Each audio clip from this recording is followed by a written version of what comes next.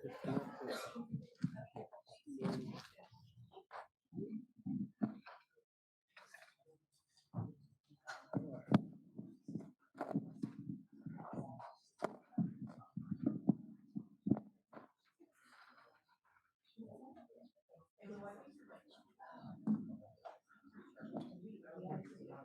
don't think it's on when you unplug it? If it's staying on.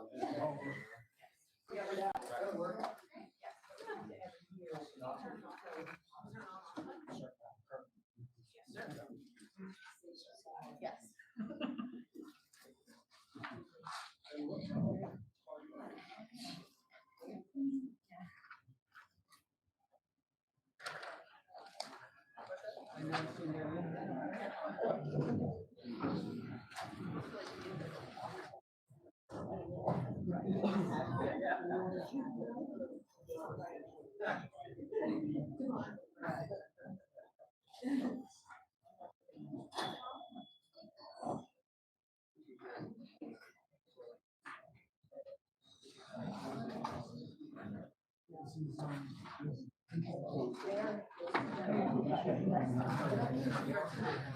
What?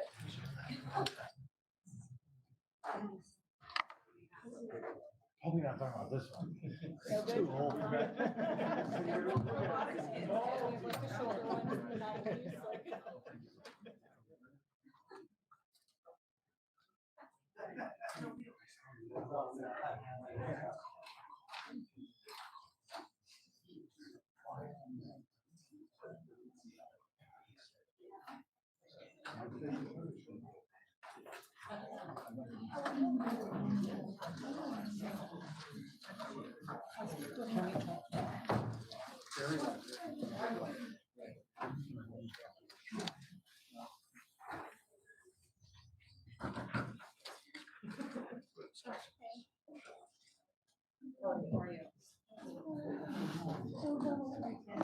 like.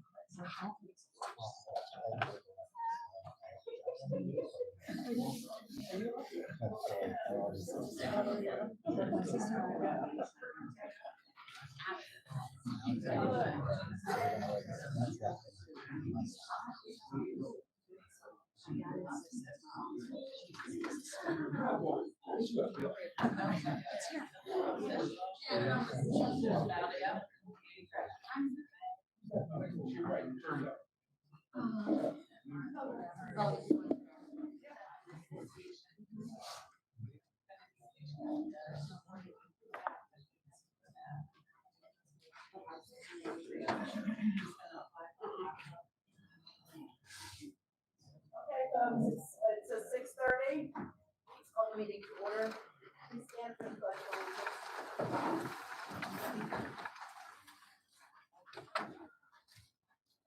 allegiance. To the flag of the United States of America, and to the republic for which it stands, one nation, under God, indivisible, with liberty and justice for all.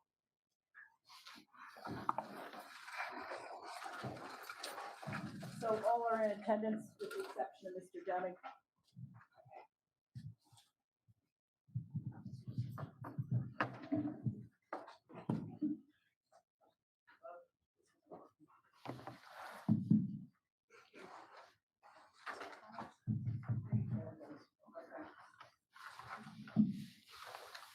Okay, I think we have visitor comments first. Amy Boucher.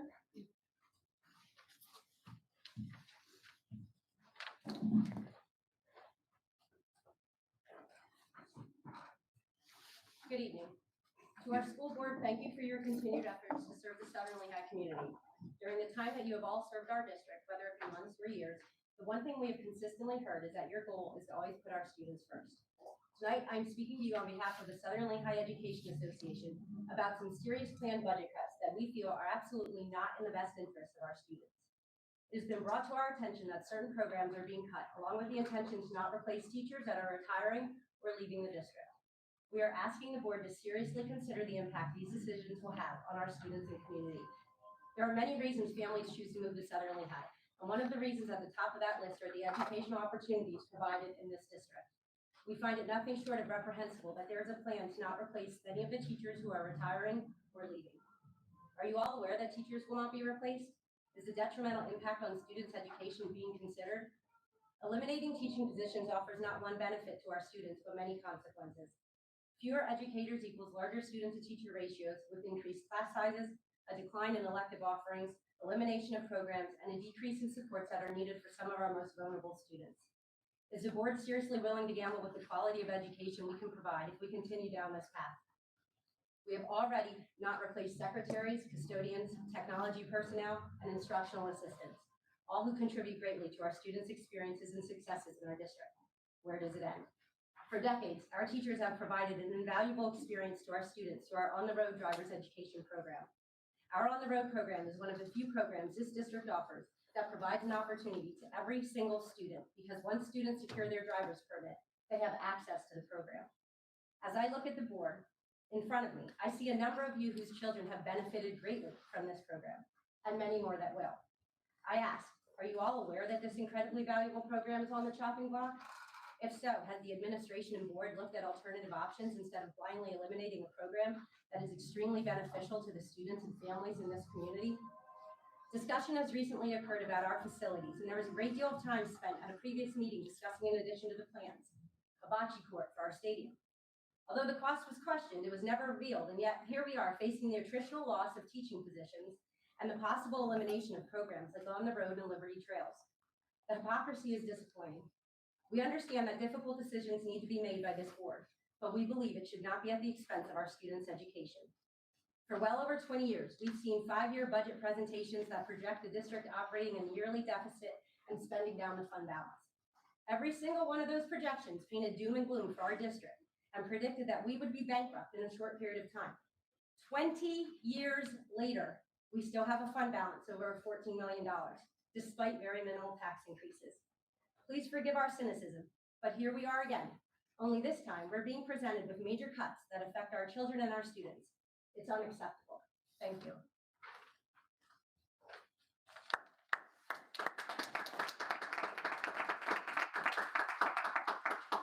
Before we proceed, Mr. Depp, we don't have a timer working. Sorry. Okay, go ahead.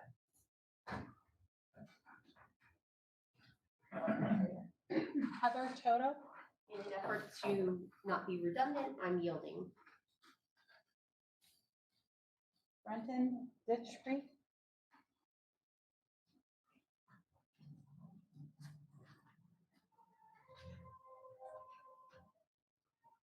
Good evening, everyone. A lot of you may already know me from teaching or coaching your kids. My name is Brenton Ditchfried. I'm a proud resident and even prouder employee of Southern Lehigh for the past 14 years.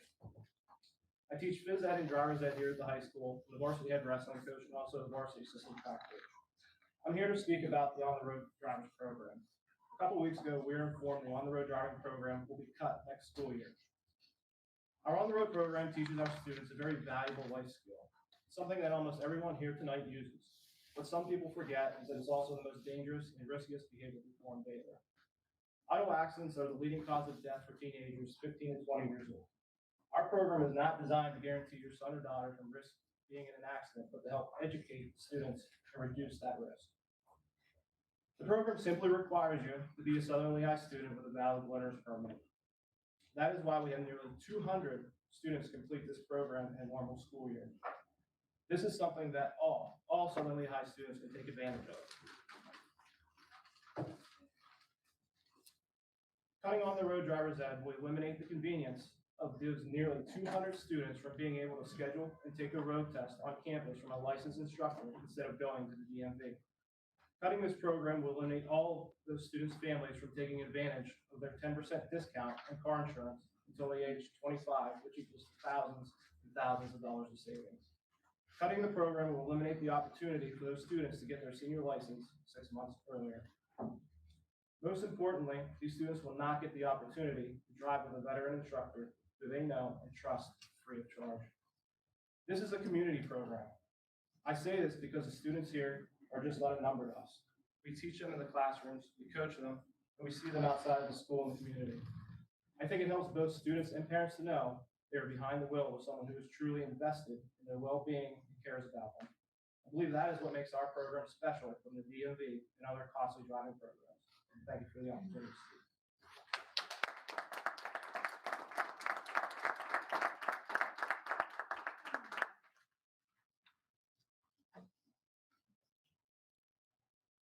Madison Moody.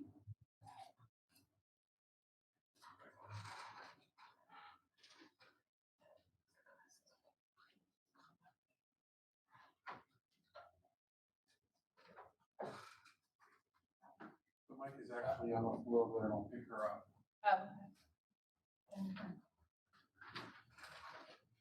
Good evening. My name is Madison Moody and I'm a junior at the high school. As a student that should be getting more independence, I feel as though it is limited because of how inaccessible the bathrooms are, especially the nurse's bathroom. Of all the places in the building, kids feel comfortable in their medical conditions, if any, are protected. I feel as though the nurse's office lacks that in the sense that wheelchair-bound students don't have the independence or convenience of using the bathroom. This is because of how small it is and doesn't allow wheelchairs to maneuver around easily, and transferring out of chairs is very hard because of the spacing problem. The only handicapped stalls are in the main bathrooms, and some kids that are coming up to high school need assistance using the bathroom. Without a handicapped bathroom in the nurse's office, these kids have no independence and no dignity because they're crammed into the bathroom and basically stuck in a room that feels like a closet. We as a district strive to welcome and accommodate everybody, but this one minor inconvenience is making these kids' lives so much harder. Thank you.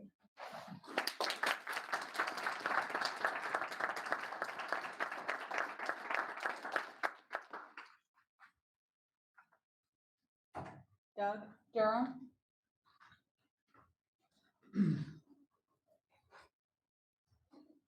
I want to join the rise for the support here of the driver's ed program. My two oldest sons took advantage of it. I think the community is better off because they did, safer. I think that, that seniors, I would support being careful with taxes as much as anyone, but I think seniors in the district are safer driving because of this program. I know we are, as a family, on pace to save thousands of dollars over the course of until our kids turn 25, and perhaps a compromise could be that the program could be somewhat funded by parents who are able to afford part of the cost, still saving them significantly from a private driver's ed instruction. I want to say a couple good things about Southern Lehigh School District. The high school is a no place for hate, as recognized by the Anti-Defamation League. For best places to teach in the Allentown area, Southern Lehigh is #1 out of 23 school districts. For districts with the best teachers in the Allentown area, out of 23 schools, we are #1.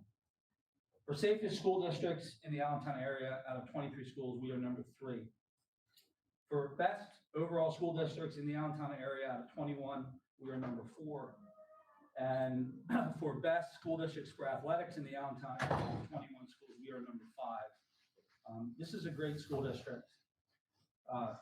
No school district is perfect. There was a news conference today, I think, that painted the district as racist and not taking accusations of racism seriously.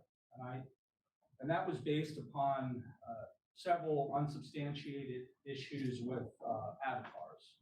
So I want to say, from my experience in this district, from my children's experience in this district, I think we're doing a great job. I think even the previous board and academics have done a great job. I think the current board is doing a great job. So I want to praise you for the job that you're doing. Thank you.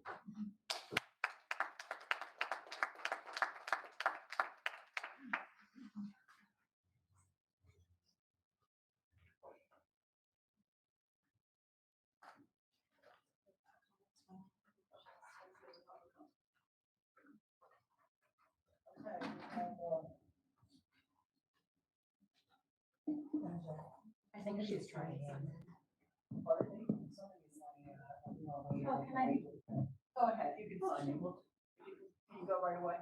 Yeah, that's fine. Let me just grab my. Just really quick, in case the student isn't able to stay, I just want to make sure you recognize that I wasn't aware of an issue with respect to accessibility, and that's something that is very near and dear to my heart, because I grew up and still have a disabled brother, so I know very much what that's like. So I intend to bring it up, just as a forewarning with respect to the facilities committee update, because certainly if we have funds for other areas, this needs to be addressed. Thank you. My name is Darian Lamont. I have 3 children in the school district, 2 in the high school and 1 in the middle school. I wasn't going to speak directly today about the news conference. I didn't see it, but I know that what the dad just said is true for a lot of people that have a wonderful experience in the school district, but I think the majority of those people are white. And I think that's wonderful that they have a great experience. I don't think that the majority of children of color would say the same thing. I think those are the children that we really need to focus on. As my children are white and Hispanic, and definitely would not say that they have had a fabulous experience in this school district. So I think when a white person said this school's great, perfect, but you're white and you're in the majority. Let's listen to the children of color and the parents of children of color who have said over and over again, this isn't great, something is wrong, something is not going well. Because this school should be great for everybody. Everybody should walk across graduation at the stage and feel, I had a wonderful time in high school. Not that I felt marginalized, not that I was called the N-word, not that I felt like they hated Hispanic kids. Not that I was gay and somebody told me that's disgusting and nothing was done. So I think we have to be aware and we have to really take opinions in a weighted way because our experience is not all the same. And what we celebrate, kind of what I was going to talk about up here today was kind of what we celebrate and what we don't. Nothing related to, I don't know what somebody said about avatars, but I took a very benign example of St. Patrick's Day. Wonderful holiday. It does celebrate a saint, so I mean something has a religious connotation. But again, you wear green, like everybody's Irish on St. Patrick's Day, you wear green. In the high school, there was a song like over the loudspeaker, it was, music, great. But if that happens at the same time that there's no celebration of Black History Month, that there's no celebration of Women's History Month. There's no celebration of Hispanic Heritage Month. Who is belonging here? Who is celebrated? Because you feel a sense of belonging by what is celebrated and what isn't. If you are Black and walking through these halls and don't feel that your identity, not your opinion about a political issue, your identity is not supported and celebrated as much as somebody else's, what does that say? That there was a chance to talk about Groundhog Day, again, a weird thing, I don't quite get Groundhog Day, like it seems kind of fake, but there was time to talk about it and the history of it and how Pennsylvania is involved in it, great. But if you can make the time for that, but then don't make the time to talk about the other things that maybe are on other kids' minds or are part of their experience, part of their shared history in this country, in this school, then what are we sending? We are sending a message of not belonging by ignoring or not saying and not celebrating. And again, oh, sorry, time is up. Thank you for your time.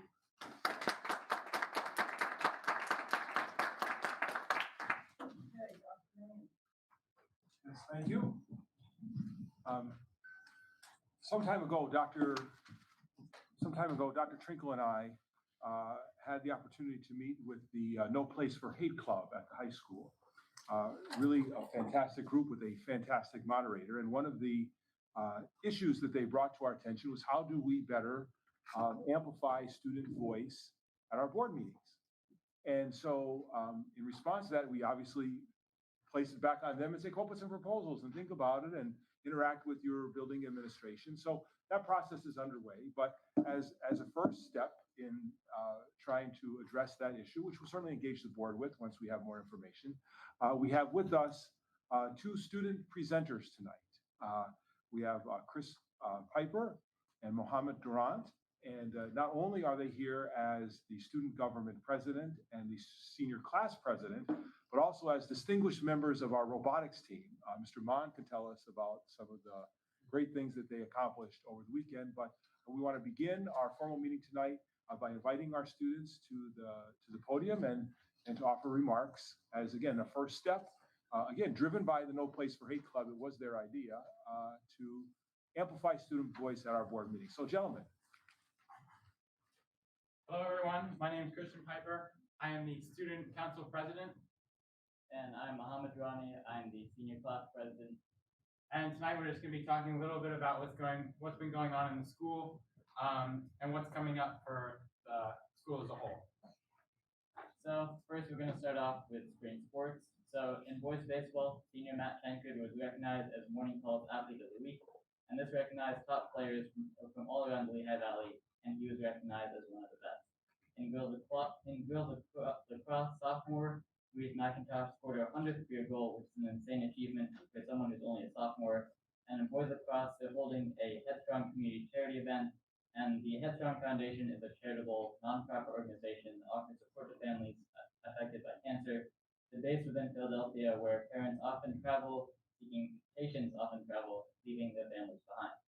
In boys tennis, earlier in March, head coach Andre Scott hit 300 career wins at Southern Lehigh. And in track and field, the boys and the girls are both undefeated this season, and they're continuing the regional domination over the last few years. And last but not least, in softball and boys volleyball, they're both well underway, and boys volleyball is having an undefeated season so far. Continuing with some extracurriculars, the Avidum student leaders went to a workshop at the Nazareth Area High School in order to learn more about how to make Southern Lehigh a more supportive community, working with students from other local schools. There was also the Coffee House, which was held on Friday, April the 1st, with over 25 student acts, including dance, spoken word, instrumental, and vocal performances. In band, senior Amanda Housen got all-state honors, giving her a spot at the state festival, along with the best in state. For our robotics team, we competed in our season over the weekend and finished 23rd out of 168 teams in the Mid-Atlantic District. We also won the Judges Award, which is based off a team's unique effort, performance, or dynamics which merit recognition. The speech and debate team is sending a record number of students, over 15, to the NCFO and NDSA and NSDA, nationals in Washington, D.C. and Louisville, Kentucky. And juniors Isabella Huang and Nathan Bomberetti, along with senior Bryson Davis, were recognized as academic All-Americans by the National Speech and Debate Association.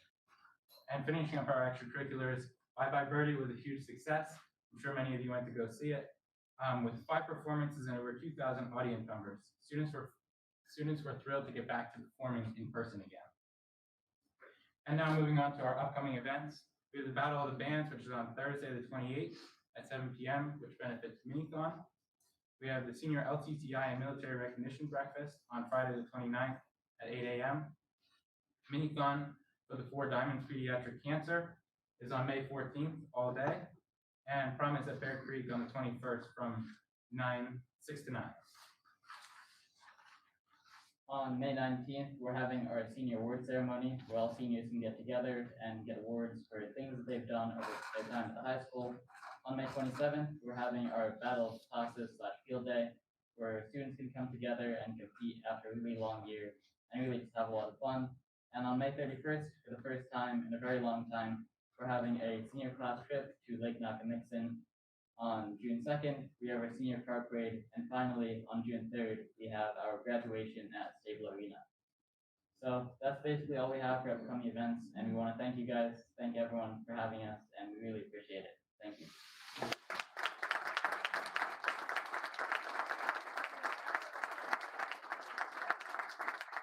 So before we move on, I just had a question, Dr. Mann, since we brought up the No Place for Hate program. Just so I understand, at this point in the district, the program consists of an after-school club at the high school with 2 teacher sponsors. And it's actually during school too, for sure. Okay, but is it just at the high school? It's just at the high school. Okay. That I could be wrong. I believe it's only at the No, I think that's what it is. So I'm just curious, have we, I mean, I know based on history, initially when we, I guess, showed interest in the program itself, I believe we did not make the cut. And then in the subsequent year, we did. So I'm just curious as to why, given all the events that have transpired over the years, not just today or recently, have we ever looked, and maybe I don't know this, have we ever looked to expand the program to include it at additional levels, such as the middle school, for example, given the age at which we are seeing trouble in our district? I don't know the history of the club, Dr. Sri. Well, because I just, after the last meeting, I mean, certainly nothing to do with what's happened over the last week. I was curious, since we kept talking about it, you know, we have signage in the high school for the No Place for Hate program.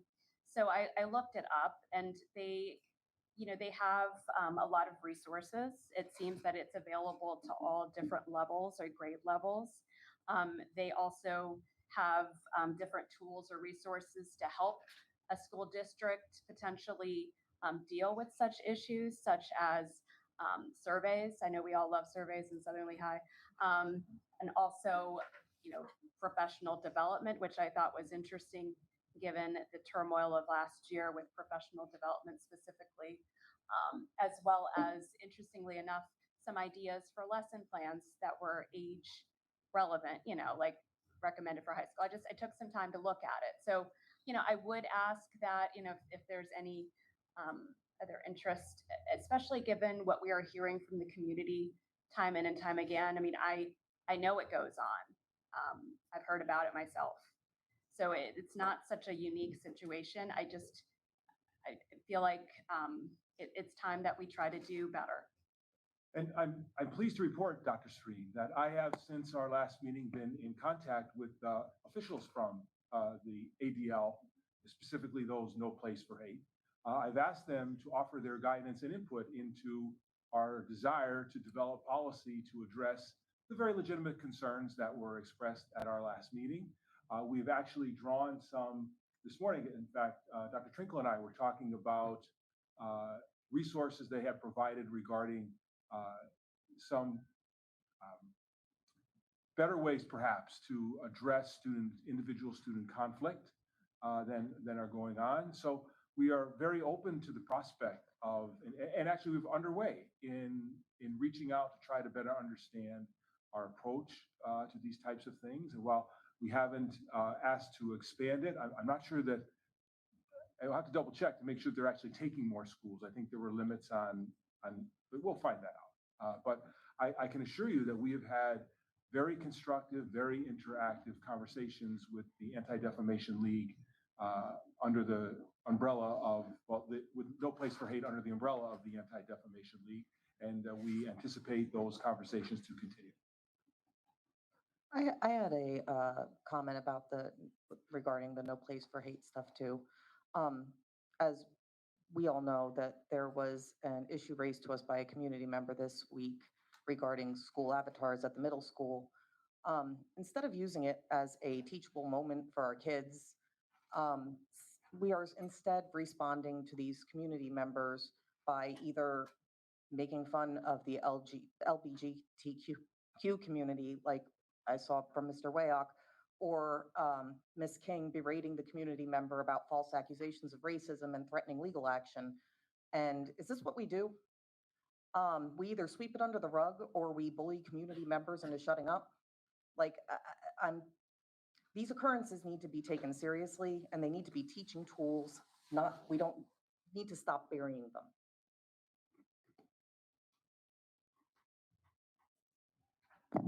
Sorry, I'm not sure what that accusation was, but I certainly did not bully or say anything negative about the LGBT. Not directly, no. Your community. quote was, Thank you asked the community member, are you asking me to look into censoring what pictures students can use as their avatar? What if the student identifies differently than their perceived ethnicity? What did that mean? Exactly what I said. What if somebody identifies differently? So we're planning on censoring what students can place as their avatar? I'm sorry, how do you identify differently with a different ethnicity? Have you ever identified, for example, as Indian? I've not personally identified. I mean, people don't do that.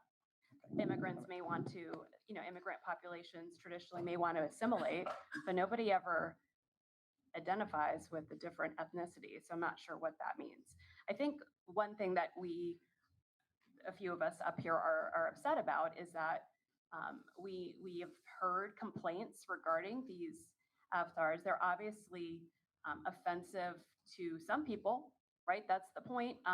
Could you ever please everybody? No, but I think the issue is not that they are just African American, but they are, quite frankly, more similar to digital blackface.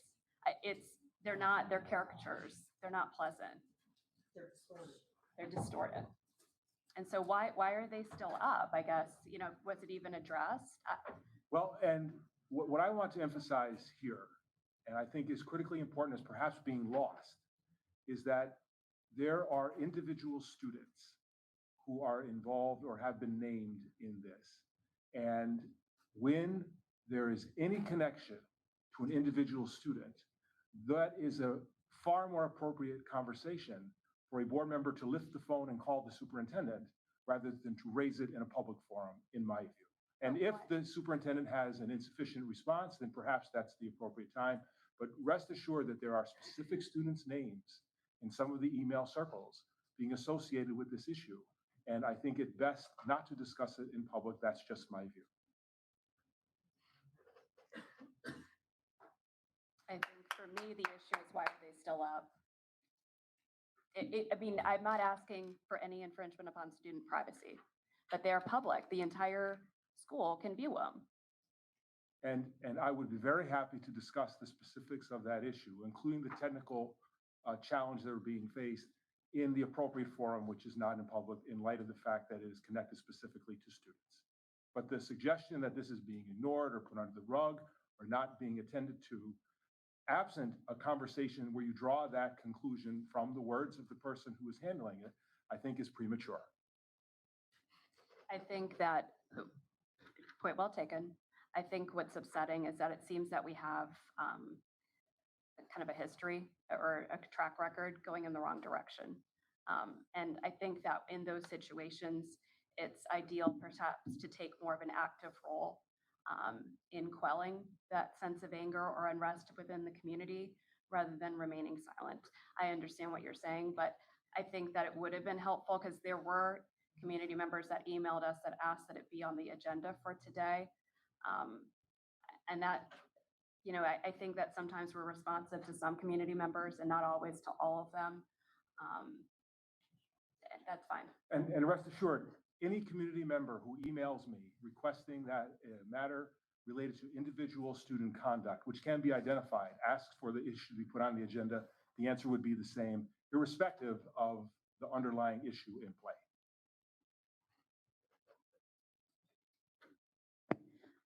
You spoke about, Dr. Mann, you spoke about the meeting that you and Dr.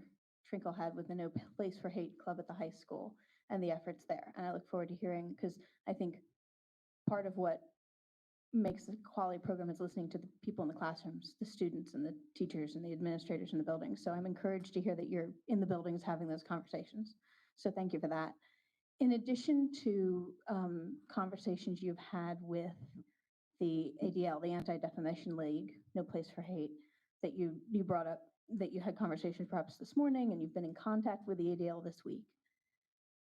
Could you perhaps, what would help our community understand that while we cannot address individual student issues by any means, because that's frankly not productive for us as a community or individual student learning, could you outline or give us insight into what other curricular or whatever staff development options have been explored? I mean, this is something that's probably been brought up probably since you've been here at Southern Lehigh in some degree. But there are issues here in this particular category, in this particular forum of marginalized students and marginalized community members. Could you perhaps give us an outline or an idea of what other than the conversations with the ADL, what other curricular initiatives or staff development initiatives that are currently underway? Is there anything you can speak to tonight? I would be happy to review that and get back to you with the report. Actually, there is one issue on the agenda tonight talking about our efforts to break, and maybe I'll reserve it till we get to the issue about breaking barriers to higher education. I think that would be, really all of our initiatives, and I've said it in my initial presentation, is breaking barriers, and we very much are focused on those particular challenges. So I could expand on it, but no, I am not prepared tonight to offer a detailed list of information or things that we're doing, because I would likely miss some or perhaps not do justice to the list, but they are substantial, and I'd be very happy to provide that information at some time in the future. Okay, because I've been serving on the board for a while, and I've only recently been aware of those types of programs and teacher education and in-service programs being stopped or shut down or paused. And I think that's what has been in the news in the community lately. And I think it would go a long way to hear about what has been initiated. And I haven't heard what's been initiated or what is currently ongoing to make this better. And I think that speaks to. Anytime there's a question, just call and we could have a conversation that we can then lead to a board presentation. So we are very, very happy to be responsive to that, because I think a good story is to be told, and certainly we have lots of opportunity to do better as well. Okay, great. And as far as communicating to the community and being transparent about that and working forward together, at the last meeting, I know there was a miscommunication about signage and about teachers being asked to take down a sign or not asked to take down a sign. You said you'd cover that in a subsequent meeting or give an update about that. Do you have anything about that miscommunication? As it happens, we did investigate that matter. We found that to this day, the sign remains up on the wall. It had never been brought down. The individual was not directed to take the sign down because it is still there. And I have a photo of it as of Friday. Right. The individual was at the last meeting and stood up and said that the teacher, she said she was asked to take it down. No. But she kept it up, right, Well, right, but she kept it up. So you're saying she wasn't asked to take it down? I am saying she was not asked to take it down. And I will also tell you that if, as a school district administration, we come to the decision that we must ask someone to take any course of action, then we would follow through if that course of action were not taken. And so I'm not saying that there was not some misunderstanding going from one person to another, but I can say with complete confidence that in my discussion with the principal, we did not ask. In fact, we made it a point to be clear, we're not going to ask someone to take a sign down. We thought it would be important to communicate that we have, irrespective of content neutral, we have concerns when signs come into the building that could potentially have in large numbers when it's not a district-related initiative. I've said that many times before. And we simply alerted the teacher because it would be fair, because that sign discussion, as we thought then, and as we have subsequently proven to be true, would be a source of significant conversation as it remains to this moment. Okay, so Which sign though? I'm confused because there were two signs. So which sign are we referring to? The You Belong sign or It was the sign referred to at our last meeting, that by the individual in the back, and not the equal rights one, but the You Belong. the yard sign? the one that, You Belong, You Matter. yeah, the one that has percolated or began in the community and has since found its way to our I walls. see. Okay.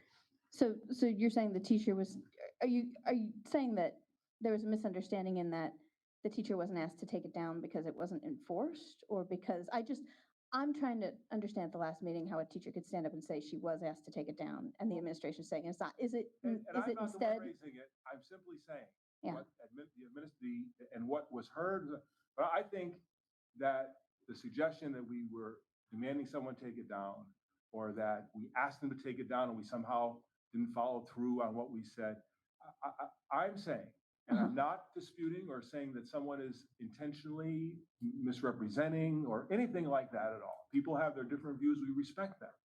But we have been, I'm not into social media, but apparently people on social media have just been ripping away that we're pulling signs off walls and reporting us to agencies.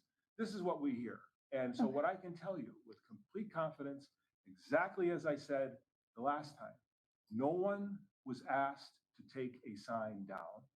And I say that even more bolstered in my view because the sign remains up since the very first day it went up. And as I understand it, there have been another sign up again, the same sign. So while I'm not saying we won't at some point ask people to take signs down, at this point, no one has been asked to take a sign down. And I am not saying that someone says anything to the contrary is not telling the truth or being genuine or being disingenuous. They can be very much sincere in their view of what they thought. But in my estimation, I am now more sure than ever that no one in Southern Lehigh has been asked to take down that sign. Okay, after your follow-up, after the last meeting, you're more sure than ever? More sure than ever. Okay, let's move on, folks. The Mansfield dual enrollment agreement? Yes, yes. And so one of the things that we said when we began this process of looking at goals was that we need to break barriers. And the barriers are highest for students who are often underrepresented, students who come from homes where no one has gone to college before. And so we've been looking to build post-secondary partnerships. And I'm excited to inform the board that our next meeting, we're going to be asked to approve a agreement with Mansfield University. And through this agreement, while the agreement says it's $50 per course, in talking and working with Mansfield, at least for the immediate future, students from Southern Lehigh will be able to sign up and take online courses from Mansfield University completely and absolutely for free. And Mansfield being a state university, those credits are transferable to Penn State, to Pitt, to Temple, to any other school, Kutztown, for example, and to many others. And so our thought is then that a student who perhaps has a fear of college or who is hesitant to, about their future could take for free with no risk a college and earn college credits at no cost. And then that would boost them as they go on to perhaps attend college later on. And what is also exciting about this arrangement, and Mansfield appears to be a very, very good partner in this, that many of you may have read that Mansfield, Lock Haven, and Bloomsburg will be consolidating into the Commonwealth University of Pennsylvania. And it's my understanding that we will be able to amend this agreement once it occurs to allow our students to take the full range of courses from the new Commonwealth University of Pennsylvania. So again, I'm not saying this is a giant step. Certainly Mrs. Gariello has done great work in advance of this. This is not something that's new. I mean, this program is new, but the idea of college credit is not new, but we think that this is exciting, and we look forward to presenting this to the board for your consideration later on this month. And I just want to say again, this, as is many of our curricular initiatives, intended to help break barriers, particularly those who need it most. Is this, will this be like the other dual enrollment classes? Is everybody eligible, or is there a certain criteria that need to be met? or- Everybody, now, there may be an age eligibility, like maybe you have to be a junior or not a freshman, but putting that aside, any student, anytime, could sign up for a course, and so long as they're accepted through Mansfield, and if we're recommending them, it is very likely they would be eligible, perhaps over the summer, right, to be able to take an online course, work it through, get your 3 credits, and be able to advance. So will this be rolled out that like when parents get the paperwork for the dual enrollment for the other colleges that we use, will this just be included with that? Yeah, well, I think we would market this, because marketing is important, because this does no good if no one hears about it or no one signs up. So we would have to, we're gonna have to set up, once this is approved, we'll set up an arrangement with Mansfield for the paperwork and the process and all of that. We'll communicate that to parents and promote it to parents in the hopes that, you know, kids will give it a try, because we really think it's a positive development.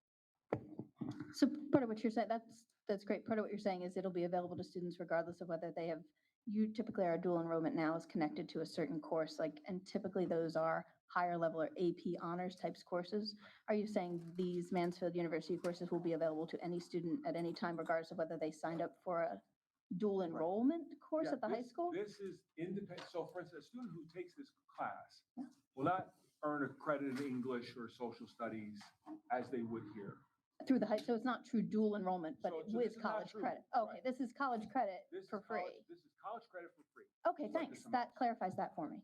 Appreciate it. And so we do not envision students taking a course during the day from Mansfield University, but we could easily envision a student signing up for a course and taking it, and maybe during their study halls or at night or over the summer or over break. And then they would be able to bank college credits for free initially and at a very, very much reduced rate in time. Okay, great. Thanks. Yes, they are. They are indeed. There's an agreement, and I should bring it in. There's an agreement where all of these state schools, including community colleges, they agree to take each other's credits. So it's I think a very, very good program. Excited to do it and talk more about it. Thank you. Just a clarification, you mentioned Penn State, Pitt, and I believe Temple. While they're state schools, they're not the same. Correct. But in this case, just to be clear, this credit would be accepted by those state schools also. They would. There's the state schools and the state associated schools, and these apply not only to the state schools, but also the state associated schools. Now, not to get in too deep, but if someone is going to be a math major and they take calculus through Mansfield, we might say, well, take the calculus at Penn State too. You know, so we think that the true value of this would be to knock off a lot of the general electives and then move through quicker in your major or take a dual major. So we're not saying at all times, in all cases, this is an automatic transfer, but if people think about it a bit, they will be able to definitely advance, particularly in their general electives through this program. We'll talk a lot more about that as we advise students. That's excellent. Thank you. Liberty Trails. Yes, we spoke very briefly. We spoke last meeting about Liberty Trails. We mentioned that because of some observations that we had, we were concerned about running the program. We've reached out to our faculty advisors, and Mr. Pepe has made great progress in trying to kind of organize or reorganize the financial structures around it. And so we're very hopeful, not certain, but hopeful that we'll be able to offer that program this summer. As an update from our last meeting. All right. And then, oh, I'm sorry. Yes.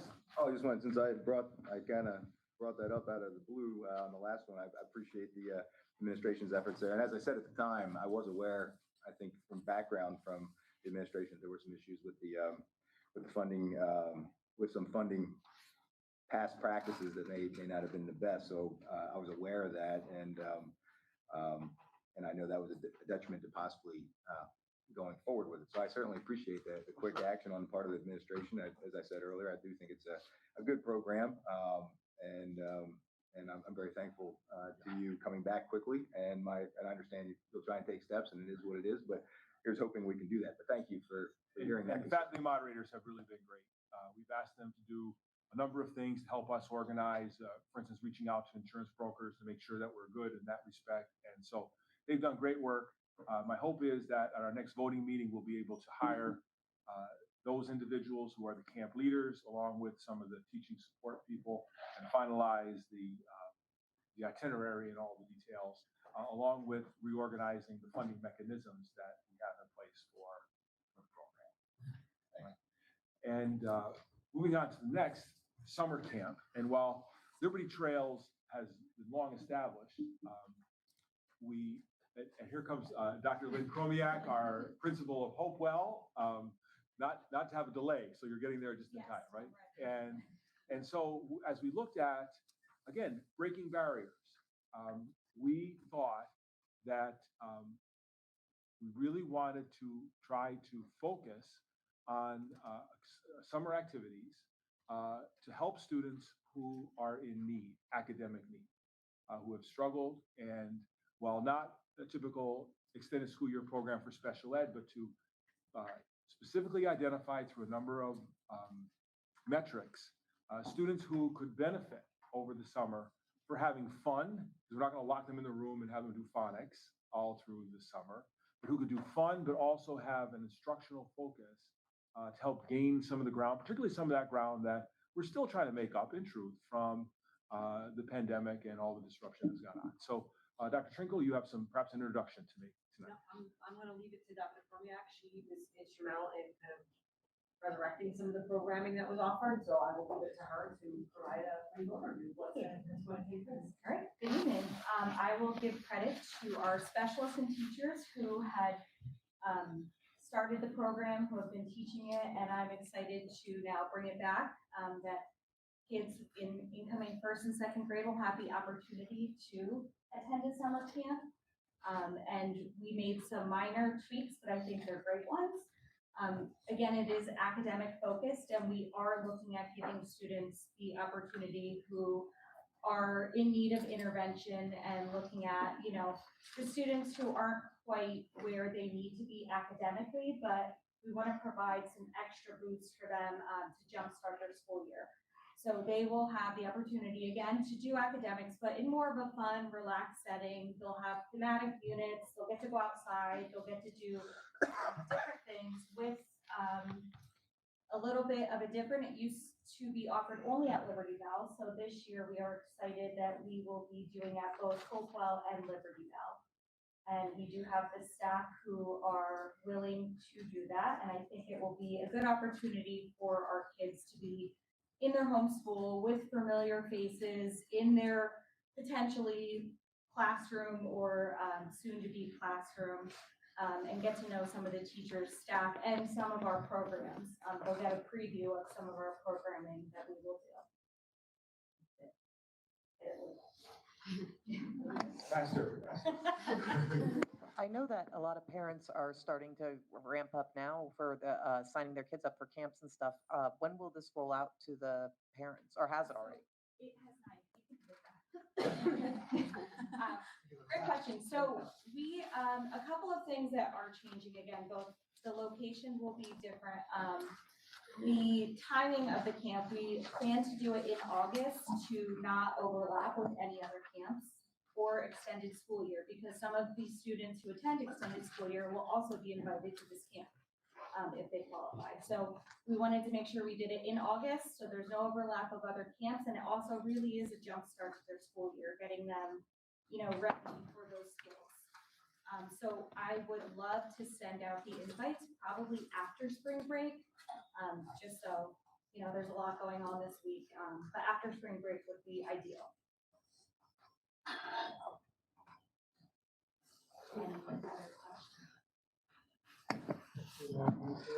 You're good, you're good. Dr. Chromiak, I just want to reiterate from our conversation last week when I toured Hopewell and we talked a little bit about this, that I'm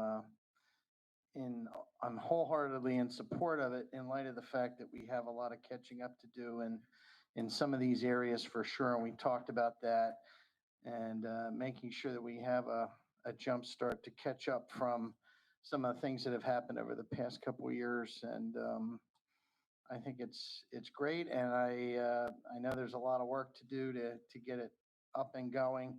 So good luck to you and the rest of the staff in getting that ready to move. We have a very dedicated and excited staff who are ready to go. Thank you very much. How many students can you accommodate? We're trying to do, so the class sizes aren't very large, but probably approximately 15 incoming first, 15 incoming second, so around 30 to 35 per building, which is around what it has been in the past. A few more kids. We'll catch another handful or so of kids. Thanks. That was actually part of my question. So those students who are identified as benefiting from this will be invited, and then, so there is a class size, a cap limit. So I guess my question would be, what if you identify more kids who could benefit from this? How does that selection process work, or will you expand the program? Could you? So we have looked at, again, our most intensive kids who are in need of intervention. And pretty much we have the list, we have the kiddos. And as we know, summer plans, not everybody will be able to attend. So there might be 2 rounds of invites depending on what we get back. But we do go by most in need of intensive intervention too. But there will be at least 15. So we those will you continue to invite until we have. I'm sure, but those most in need have been identified and will have the opportunity to attend if we all know how schedules go and summer. Okay, thanks so much. And thanks for resurrecting this, and thanks for tweaking it to better fit. I know I volunteered in one of these programs as a learning teacher, and it is truly not a classroom summer school experience. It's fun and different, and it is fun. It's fun for both the teachers and the students, so I'm glad you're resurrecting it. Thanks so much. I did want to also certainly want to encourage this type of programming. I'm reminded of, and this has nothing to do with the current administration or even the current board, but I'll talk about it in that, since there's been discussion here tonight about breaking barriers. I think Bill Lysette was with me on this as well. We advocated for not closing our schools during the pandemic. And I specifically recall on more than one occasion arguing that the people most impacted by that would be the kids in our class, in our schools that had the least resources. And I think the data has borne me out on that. And I think it's something that we just seem to forget happened, as if it wasn't a choice. But it was a choice of this school district to close its doors to the most needed. And I don't want to necessarily miss the opportunity to point out that these type of programming does the exact opposite. It identifies those people most in need. It looks out for those people most in need and ensures that they get the resources necessary to help them be successful. And I'm very proud to be part of that. And I'm glad the administration is taking steps to, I think, correct missteps that we're taking that maybe help place some of these kids in the position they are today. And I'm glad and helpful and hopeful that we can do as much as we can to help them catch up. Thank you. I had a question. Have we looked into, or do we have the capacity or resources to do something like this for additional grade levels for those going into high school perhaps, or middle school? I'm just curious, just given the data we did see with the PSSAs and. I don't know if we can. Certainly we could look at it. Clearly, I can say with great confidence that the greatest need for intervention is K through 3. And so that is the reason, and that's kind of the structure around it. I also think that group is more receptive to coming in and doing a thing in the summer than perhaps, our 7th graders. But we need to continue to do creative ideas to address deficiencies that we face, that we identify in our students. for sure. Dr. Kovac, I'm sad that the media left, our friends in the media left. That's why I came. For such, they're missing really the exciting things. And so I'm sorry you weren't, yes, I'm sorry you weren't on the world stage tonight for what I think was probably the most newsworthy thing we have. So thank you. Thank you. Thank you.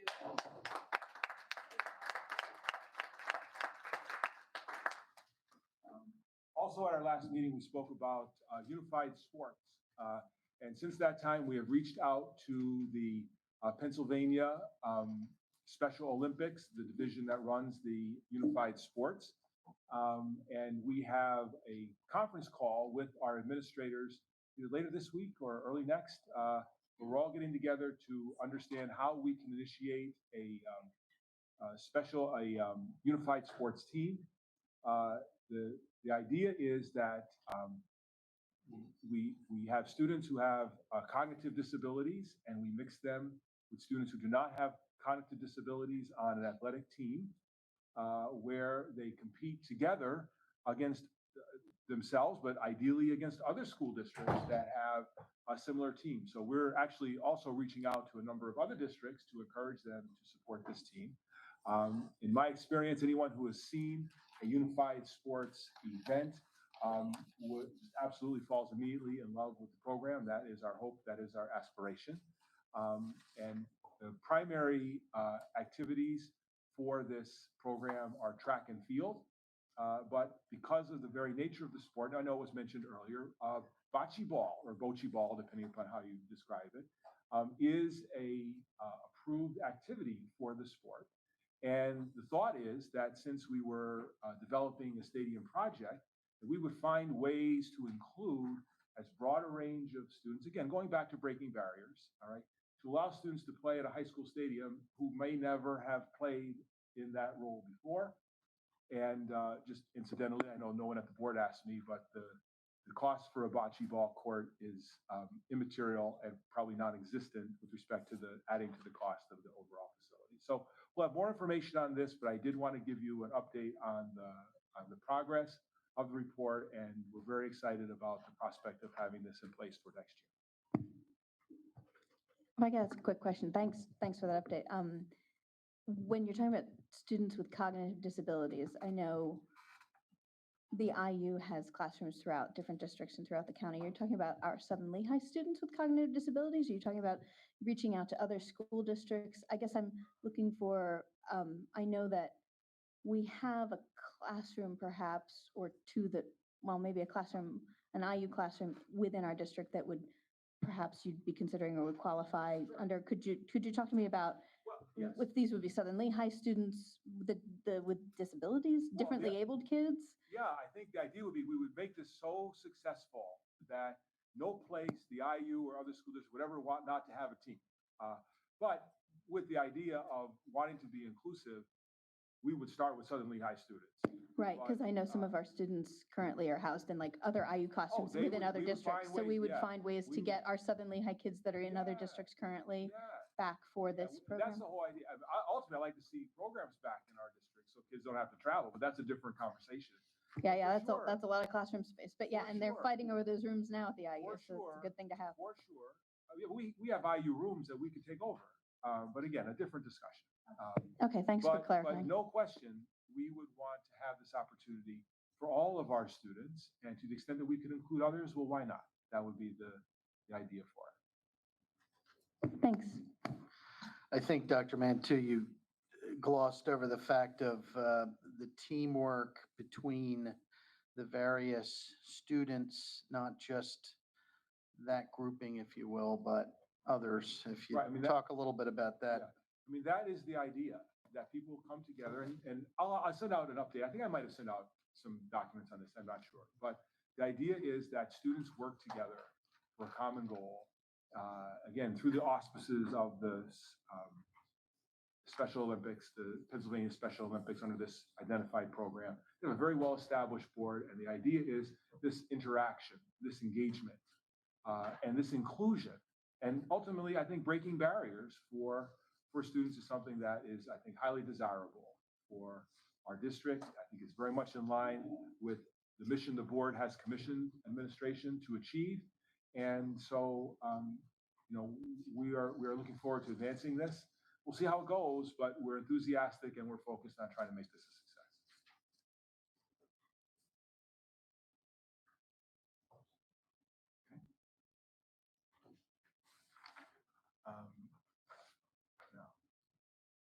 The next topic for discussion, and I know the board members may have had this, and we might have some extra. And do we have extra for copies of the Levin report?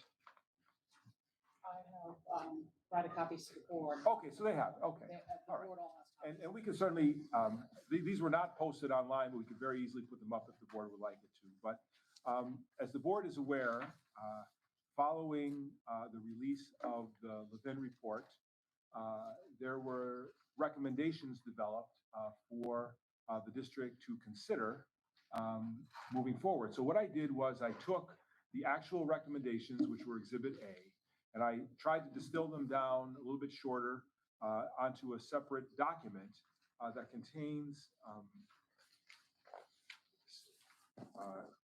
10 overall recommendations.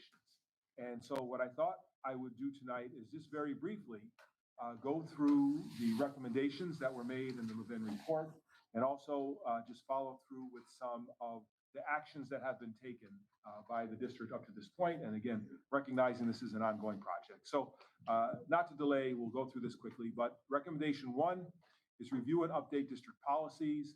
And as the board knows, with the board's support, we have in place for the fall, PSBA coming in to do a 2-year project to update not only our policies, but also our administrative guidelines, where policies talk about how things should happen, general rules, and then the administrative guidelines give specific operational suggestions or guidance to administration and how to implement the policy. So that will be an ongoing project. I'm grateful to Mr. Pigeon, who will oversee this in cooperation with all the district administrators, the board. It'll be a very good process that will begin in the fall. Recommendation number 2, and please stop me if you put along the way, I'll just try to move quickly through this. Reimbursement of expenses should not be made in advance except under limited circumstances. And so in working with Mr. Pepe, the district has eliminated reimbursement absent documented proof of purchases, except under very limited circumstances, such as contractual obligations where we just simply must do the reimbursement. Credit card utilization must be limited and independently reviewed. Administration could not agree more with that. And in fact, we took it a step further, and the district now has no credit cards. We've essentially cut them all up and thrown them out. There are no credit cards left in the school district at this point. Except for the one I'm still working on for the food program. Well, right, and that goes to some of the other recommendations where we are trying to develop specific purchase arrangements with, say, grocery stores for Family Consumer Science program, where we're not actually charging Visa, but rather we have a store account where credit would be. We don't want to do cash, obviously. So. Dr. Mann, just quickly, if we back up to item number 2, the gist of that is a progress payment or deposit or deliverable, and having the control of correlating the deliverable or the obligation and the agreement to the payment, rather than just having either advanced payment or no criteria to controlling it like a typical business or whatever. Right? Correct. And these little blurbs do no justice to the internal controls that we will develop through the policy and administrative guidance. But like, there's no, I'm going on a trip, I'm going to rent a room, I need $300, right? That's just not happening, right? And that's just one obvious example of what you're saying in much better words, Mr. Mon.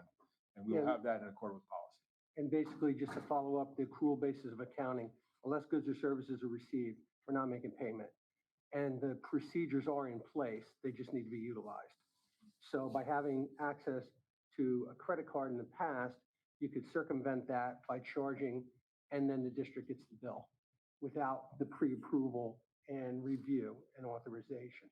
So at this point, with the credit card, we're simply down to the foods program.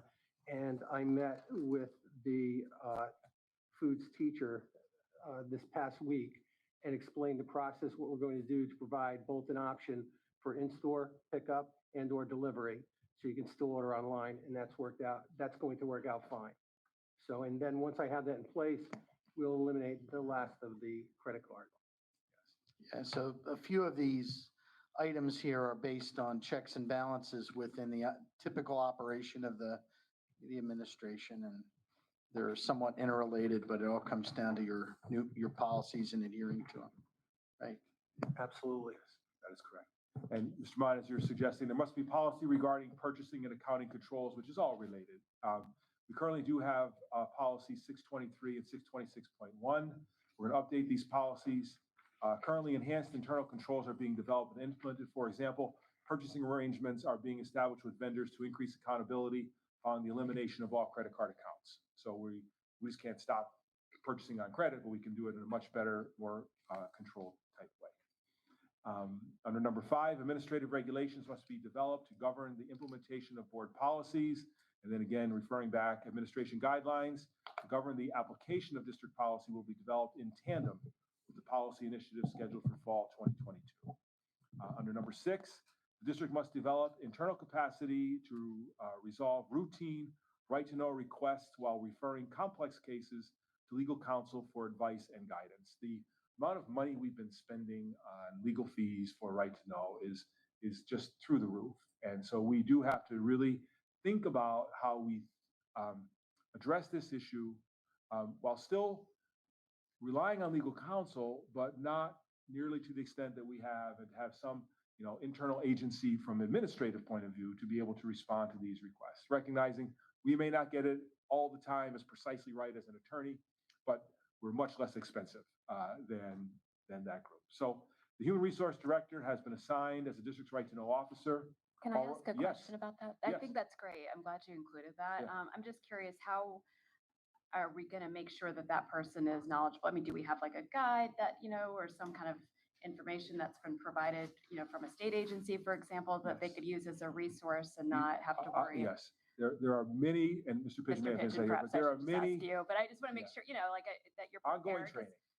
training will be critical, and we all, and this is not, while Mr. Pigeon will be overseeing it, we all need to be understanding of the process in place, and we will do better with respect to internal processes, internal controls, and training of our staff. If I could ask a follow-up question associated with that. I know that some of the feedback we had from the community with regard to right to know was that the requests were routinely being a 30-day extension due to staffing issues. Could you give us an update on the status of that currently? Are we still needing to, because of staffing issues, issue those 30-day requests for extensions? And also, if we're doing that in-house, how are we going to balance? Do you see a need to increase or decrease from where we are now? What's the current status about 30-day extensions and such? Well, I mean, if we have something simple and we know that it's releasable, we'll send it that afternoon if we get it. Now, and those issues are really not that difficult. The problem comes in when we have to start doing computer searches and key terms, where those things just necessarily take a while. So we are not one, nor should we ever reflexively send out a 30-day request for extended time. So if the form easily exists and it's a request for a particular, can I please see this document? Right. That's an easy, shouldn't get a 30-day. Let's see the superintendent's contract, right? Bing, bing, out it goes, we record it, it's done, all right? But, let's see all of the search terms for chicken nuggets in the school district over the last 8 weeks. Well, that takes a long time for us to get through. So we are going to do this in a way that's thoughtful. I think naturally there's kind of ebbs and flows to administrative work during the year. So if a big request comes in at a time where everybody's busy, then it's likely that it's going to take. But if we have a little capacity and we can get on it, then we will. And also, if it's one that we clearly know we have to turn over, then it's not a matter of consulting with legal counsel. But if it is where we have to consult with legal counsel, then we do so, and the time kind of ticks along. Okay, but you don't anticipate this adding any length to that kind of routine request? Well, this adds a lot of work. Well, yeah. I mean, okay, yes, I'm with but you. It's work we have to do. Yeah, okay. And so we look at this and we embrace it, and we'll get better at it as every month passes. Thanks. and we will fumble the ball along the way, and we will admit when we do it, and we'll do better the next time. That will be our approach. And so, again, we want to make it meaningful, not only for the district and the attorneys, but for the community too and the requester. So we want to keep the requester in mind as we are responding to this. Okay? Then now 7 is a long recommendation, right? And it has to do with minutes and board minutes, kind of how we function as a board here. So rather than read the whole thing, I'll just read the response that I put as far as our plan. So board policy and administrative guidelines regarding the creation of a board agendas and minutes will be adopted as part of the comprehensive policy beginning in the fall of 2022. In the interim, the recording secretary has received training from the Pennsylvania School Boards Association regarding this topic.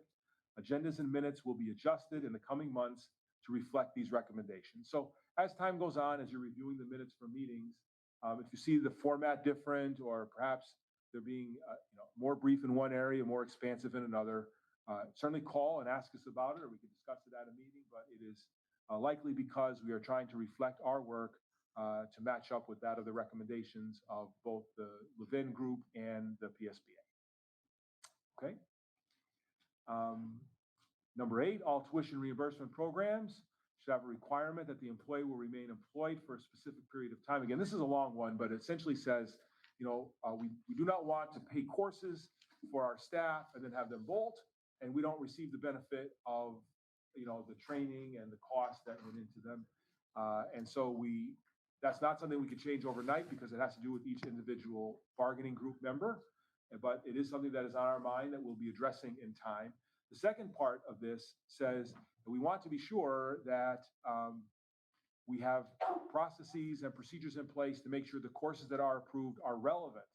And I would suggest that Mr. Levin perhaps was not aware of the efforts already in place on that account.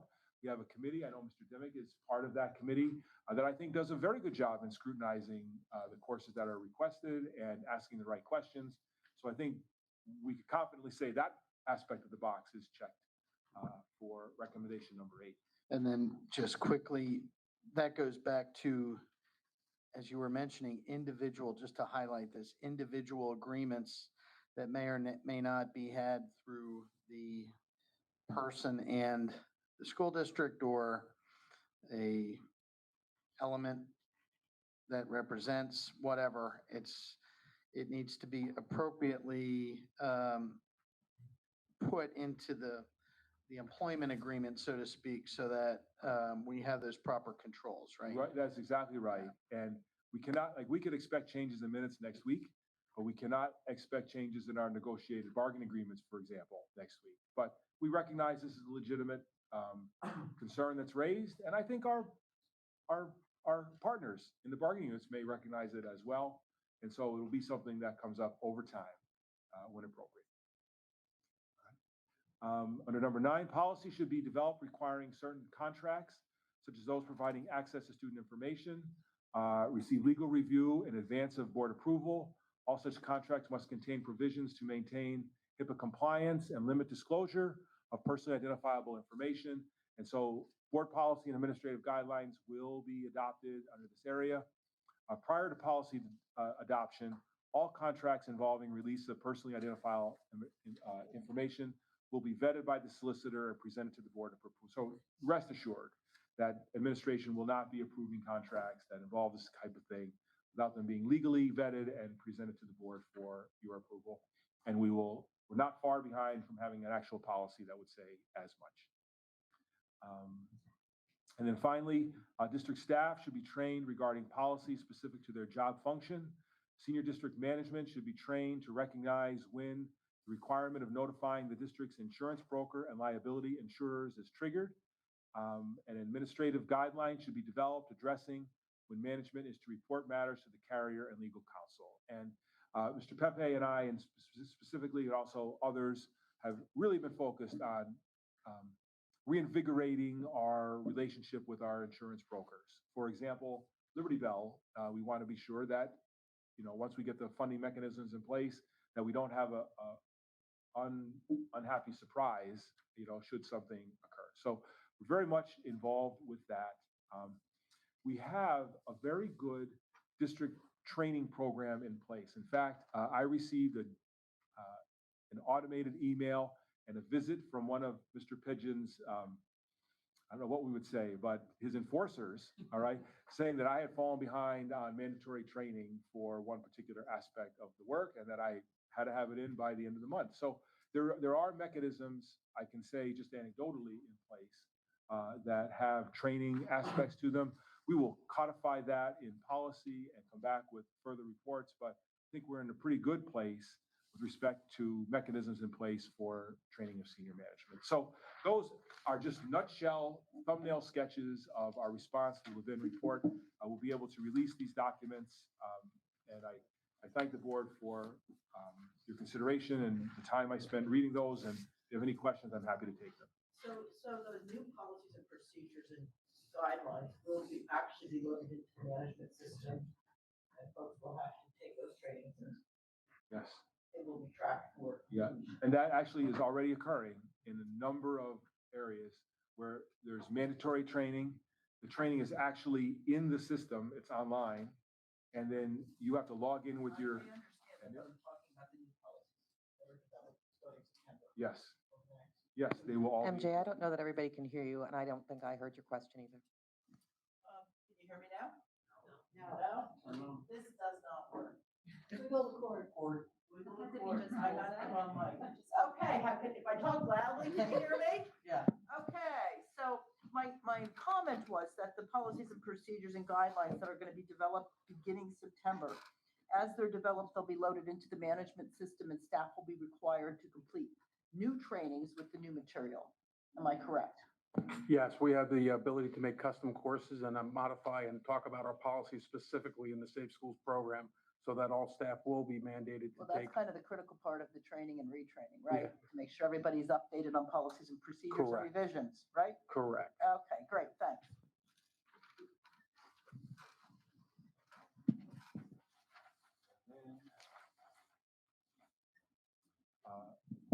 Finally, under G, just a brief update.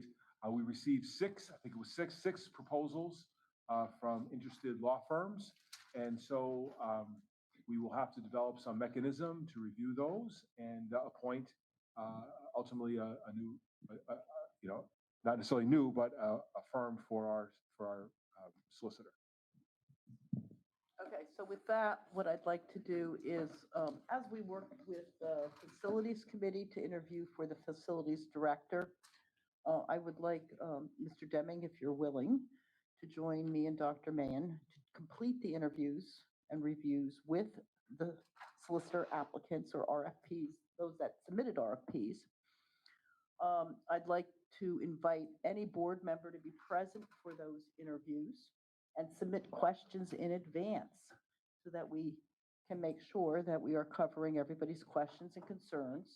Okay, and then as a committee of the whole, we will discuss and make a decision. Any comments or concerns or suggestions regarding that process? Just thank you for doing that. Thank you for doing that. I had raised that specifically in the past, and I really appreciate you doing that as a whole in the public. Thanks. Okay, so just so we're clear, Any board member may attend. any board member may attend. And but the submit questioning questions. Will, yeah, and submit questions in advance. Yeah, yeah. Okay, No, I appreciate that because in the past, certain board members weren't even aware, myself included, that that was taking place. So simply Okay. being aware and being invited, that's great. Thank you. okay. And then before we get to budget on the facility committee, I have, and please, any member of the committee can add to anything I'm saying, but I have reached out to several companies, Field Turf, Shaw Turf, Deluxe Athletic, A-Turf. All of these firms are, they provide the performance contracting model that we have discussed in the past here. And so what I'm trying to do is encourage interest in our proposal. We've reached the final step of legal review for our request for proposal. Actually, today I spoke with the solicitor. He's very comfortable with it. He's going to get back to me tomorrow to confirm. So in the very near future, we will be able to send out a draft RFP to the committee and ultimately to the group. Barring any concerns, we'll get that RFP out. We're really trying to shake the trees to get some good, solid, experienced contractors to be an interest. We've had lots of conversations. The other night, we had a person discussing the finances of the project.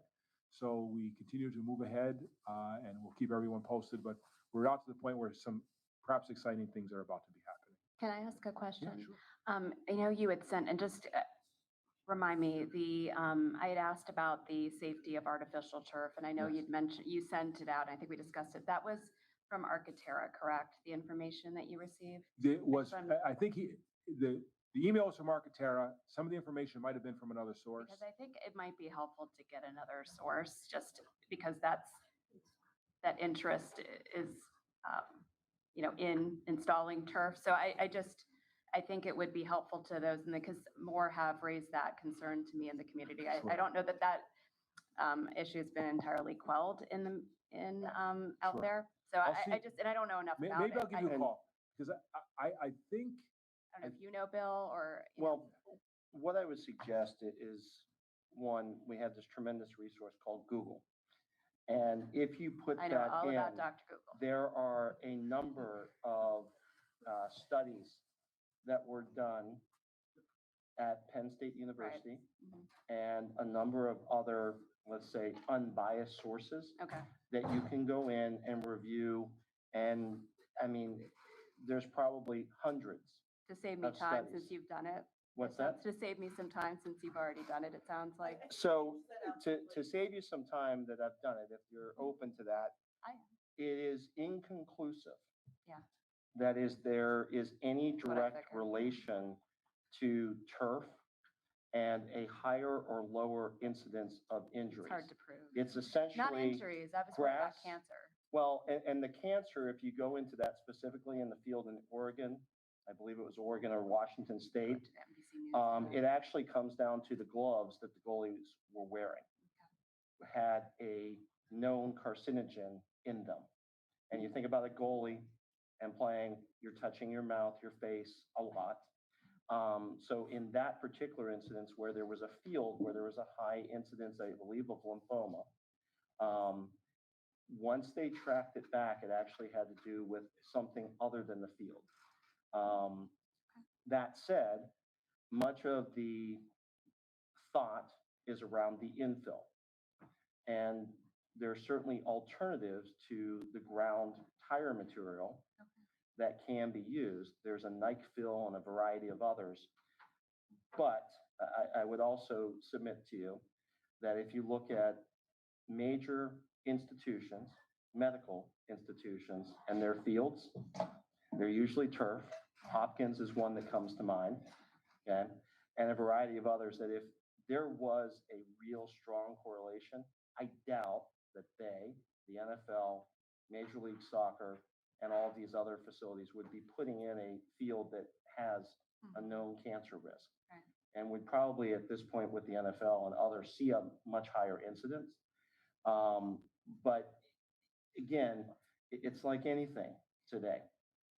Yeah, I mean, I think 30, it's 40 just- years from now, oh, it causes cancer. I'm Okay. sure everything does at some point, but I think what's helpful, I think based on what you just said, is just, there's clearly a variety of materials. So, all I would ask is that, since you do know more about it and as you go and move forward with the process, if we could try to avoid some that may have been associated more at a higher risk, may be hard to do, but I just wanted to throw it out there. The other question I had, I'm assuming the bathrooms at our schools are ADA compliant. We must have at least one bathroom because we have to meet the ADA compliance.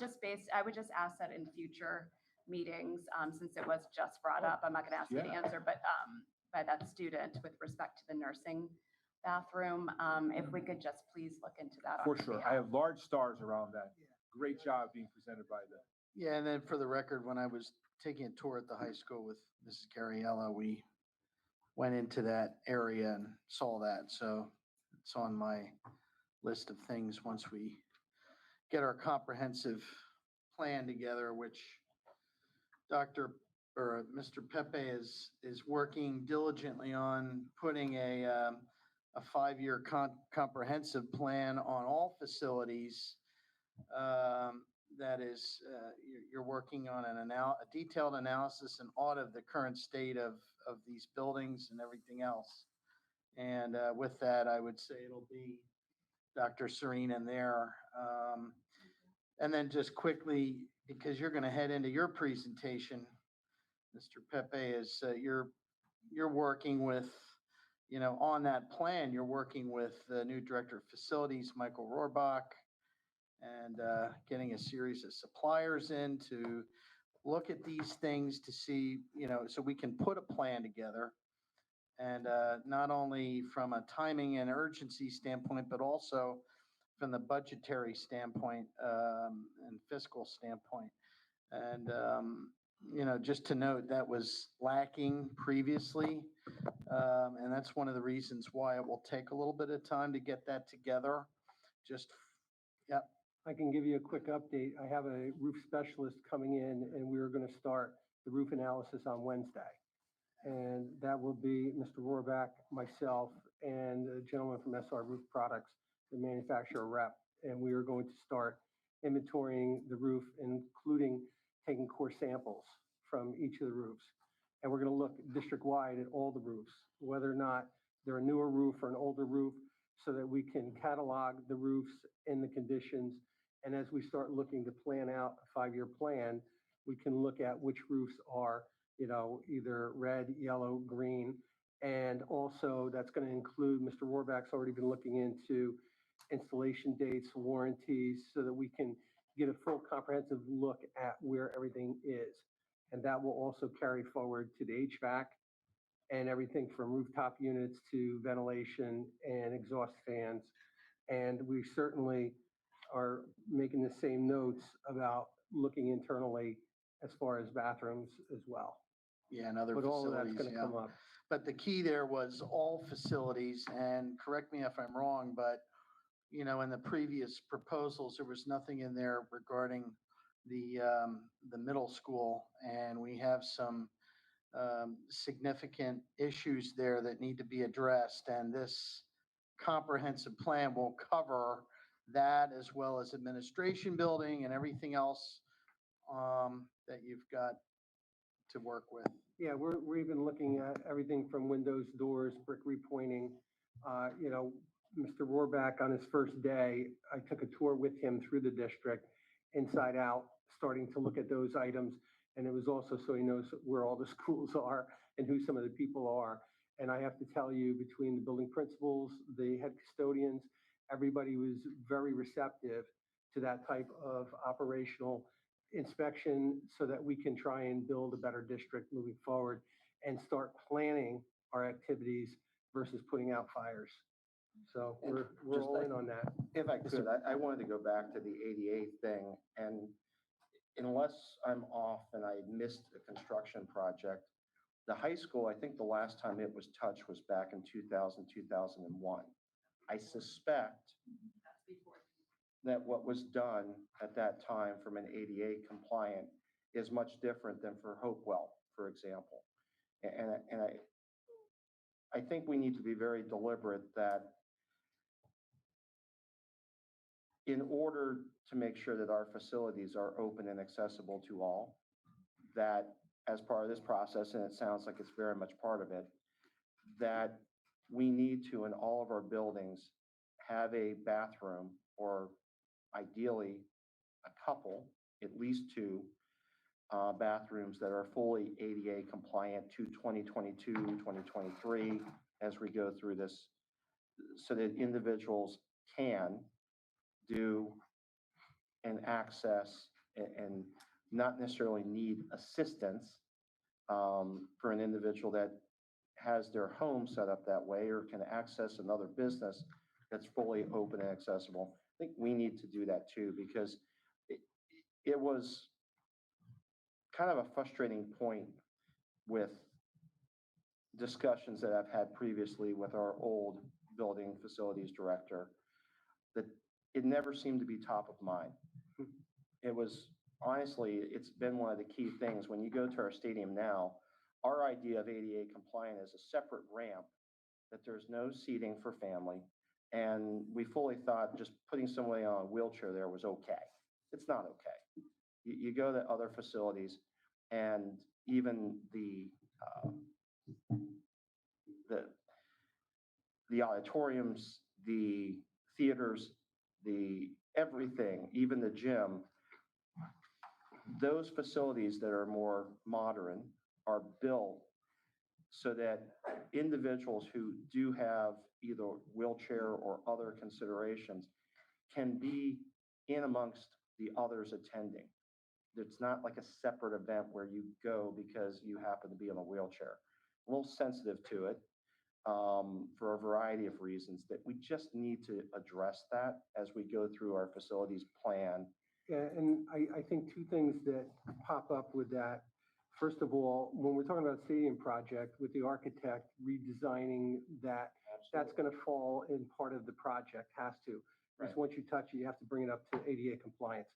I think from a practical outlook on the facilities, one of the things in which I'm going to equip our new facility manager with is a checklist that I've always used in the past, and it's an indicator facility checklist. It checks each area of the operation, including internal, external, and there's a compliance issue that's 100% compliance and 80% compliance. Certain items like ADA, it's 100%. You're either compliant or you're not. So if we have an area that's not compliant, then we're going to work on that now. That's not something that has to go into the facilities budget and whatnot. So like if we have an electrical issue, it's got to be dealt with. It's health and safety level 1. That falls under 100% compliance. If there's a situation where a building has a proper ADA compliant bathroom and there's another that can be renovated or remediated, you may have more of a luxury of time to wait to address that. But if, I heard of this tonight, we're certainly going to take a look at that and whatever has to happen to get that straightened out. That's why you have fund balance. Okay, so. Lou, thank you for that. You had mentioned the roof and your beginning inspection for that. And we talked a little bit about that at our last facilities meeting. What would be your time frame, do you think, to just analyze, to do a good analysis so we can decide? That's a great question because typically you would start in the fall. You would start September, October in preparations of developing the budget. Unfortunately, none of that work has been done in the past. So we're sitting here tonight on target for our timeline for budget development for this budget cycle. But what we're talking about is not going to happen tomorrow. So we're probably going to have a head start to the fall by already starting to make a lot of headway. And then by next year's budget development, we'll have a much better idea of facility-related projects. That's why when I looked through the district's financials, there was about a $200,000 budgetary transfer each year into capital to cover upcoming issues. One of the things that really we need to look at is get the list together. What are some of those issues and what are some of the bigger ticket items, and determine how we're going to fund that, whether we take out of our capital reserve and dedicate $800,000 or $400,000 or $1.2 million, whatever, towards those type of projects. Dr. Mann brought up again with the facility meeting that the HVAC, fortunately, we have grant monies that we're going to be putting towards that need because that is a need. However, we have to look at what's our roof setup, and we don't necessarily want to have to always bond everything. So that's why you need a healthy fund balance as well, so that you can start directing some of your facility upkeep and targeted projects to maintain as you're planning. Right, and to your point, planning is everything, and unfortunately now that we're behind the curve, so we've got to catch up to that. So, as you said with the roofing, you're out a year now. You can't really account for that now with such a short period of time to get this stuff, to a point where it's viable right now. and you're not changing roofs out in the middle of winter with, so just to clarify that to your point. So I appreciate the work that everybody, again, is doing on this because it's critical to not only the viability of our facilities, it's also critical to future planning and doing what people need or want in our school district. And it's the only way to start creating a realistic fiscal responsibility in a way of budgeting. So this is really a critical step, and I'm ecstatic that we're doing it. So thanks. And yeah, I want to thank you for that. And it really amazes me that there was no plan. And I've heard that multiple times at our committee meetings and here, that there was no facilities plan, no long-term plan. So I thank you for creating that plan. Yeah, and in attending those facilities meetings and hearing the good discussion about creating plan, a lot of the conversations we're having now were echoed. I know Mr. Lysette before had, and the old board was advocating for a long-term, and we started that process. And I'm glad that now that, and kudos to the new administrative team, Mr. Pepe, Mr. Pigeon, Dr. Trinkle, Dr. Mahan, who have all arrived very recently and have picked that up and continued the work. And the fact that you don't have, we are stuck in a roofing situation because you're right, in the fall, we didn't have an administrative, team in place to do that work in the fall when that advance work could be done. And so thank you for working hard because you're behind the eight ball. You came in, December and January, all of you. And so thank you for doing that hard work. We're behind that eight ball because they're just, you weren't in the seats. So thank you for occupying those seats and working with us and working hard and creating that plan. There wasn't much of a plan. I mean, we can't really find much of a plan, but that's when we started this process and we had a comprehensive facilities. We talked to our staff, we talked to our facilities folks. We hired a KPMG to do a comprehensive study, and we started the process. And I'm really grateful to both the board and the new board and the new administrative team for picking that up and continuing with it. So thank you for continuing with what was started. I really appreciate it. Are you ready to give us your budget? So I'm going to, if I may, I'm going to introduce Mr. Pepe with just some thoughts about budget. And it appears that the driver ed program has been cut and that we're not going to hire any more teachers forever. And all those decisions have been made before we actually present a budget to the board. And so what I will tell you is that we have reduced and not filled some positions. None of them were instructional. We're going to have a full report on those that we did coming up at our next meeting. But no decisions have been made, and there will be a full and engaging conversation with the board about the very great challenges we face between taxes and services. And one of the big issues with respect to service you'll see in Mr. Pepe's presentation is people, because over 70% of what we spend is related to staff. And what I will say is that while no one has been told that any program is going to be cut, everyone has been told that every program is under review. Every vacancy will be considered, and finances will be a critical part. So for example, while we have made no decision to cut driver ed, we pay at a cost to the district about $75 per hour for a person who is in the car, $50 in salary and plus the pension and benefits. So someone who is an instructor here doing great work for kids and families is costing the district $75 an hour.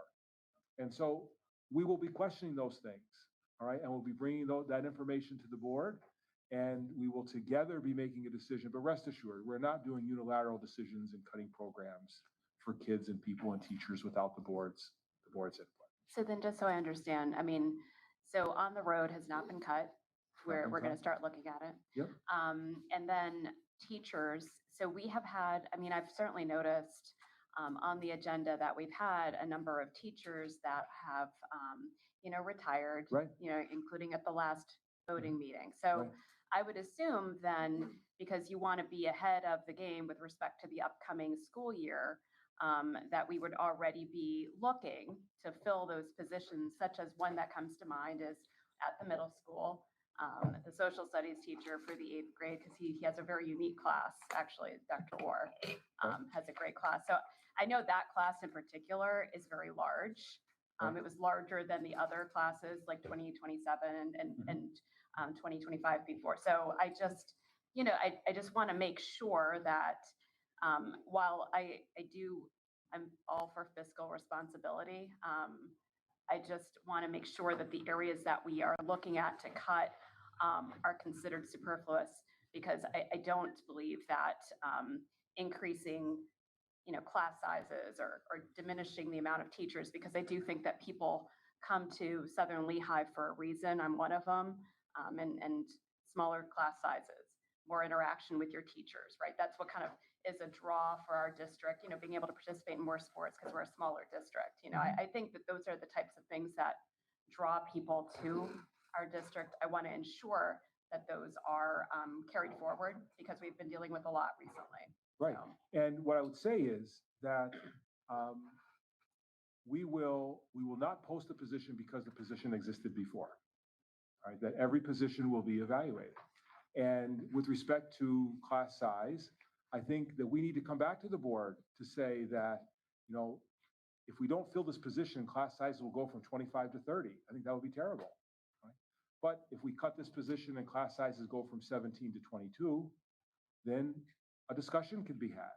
Because the other side of the argument is, if we come and say we want, as far as the eye can see, 3.2% property tax increases for everybody. And so I think that we need together as a team, as a group, to balance the revenue that we ask from our community with the services we provide to our community. And in the last 5 years, with the last year exception because of COVID, we have been providing more services than we have been paying for. And so that can't continue. I mean, that's just those are certified numbers in the audit. And so if we decide that we're going to cap sizes at 17 or not go to 22, that's a very good decision. But it also has implications with respect to the taxes that we'll be asking our community to pay. And while we are committed to have our hiring process done by the end of June, right? We're on a very good pace to do it. We're going to insist that. We also are going to come back to the board in the immediate future and talk about trade-offs with respect to taxes and with respect to staffing and programs. And some cuts will be easy, right? Board docs, for example, $9,000. I know that's a layup, all right? But we cannot balance our budget with just layups, right? And so the board, as a reflection of the community, is going to have to engage in that conversation. It's not a conversation that the superintendent, who's here for a few months, should be determining for the elected body that we sit here tonight. But we will not fall behind when it comes to hiring great people. I mean, I appreciate you having that conversation here, given what was brought up. I guess my concern is that, here we were talking about fields and tracks and what have you.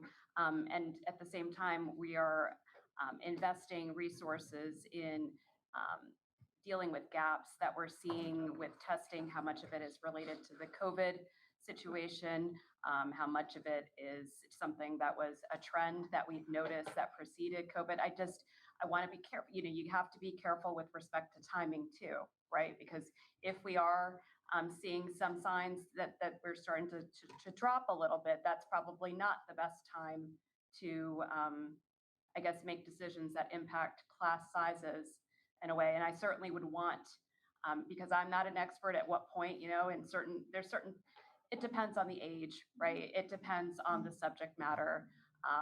And so I'm not going to know exactly what the breaking point is for a certain type of class, right? Like, I appreciate that we're going to be involved in the decision-making, but I would ask that you're educators, right, as administrators. So I'm going to ask that you provide us with the information and the know-how that you have on that topic. Like, at what point, That's very fair, and one that we acknowledge and embrace that role. And so we were going to come to you with ideas about reducing staff. And we're going to come to you with the ramifications that we believe would be the result of those reductions and an analysis as far as the educational impact of any of those cuts.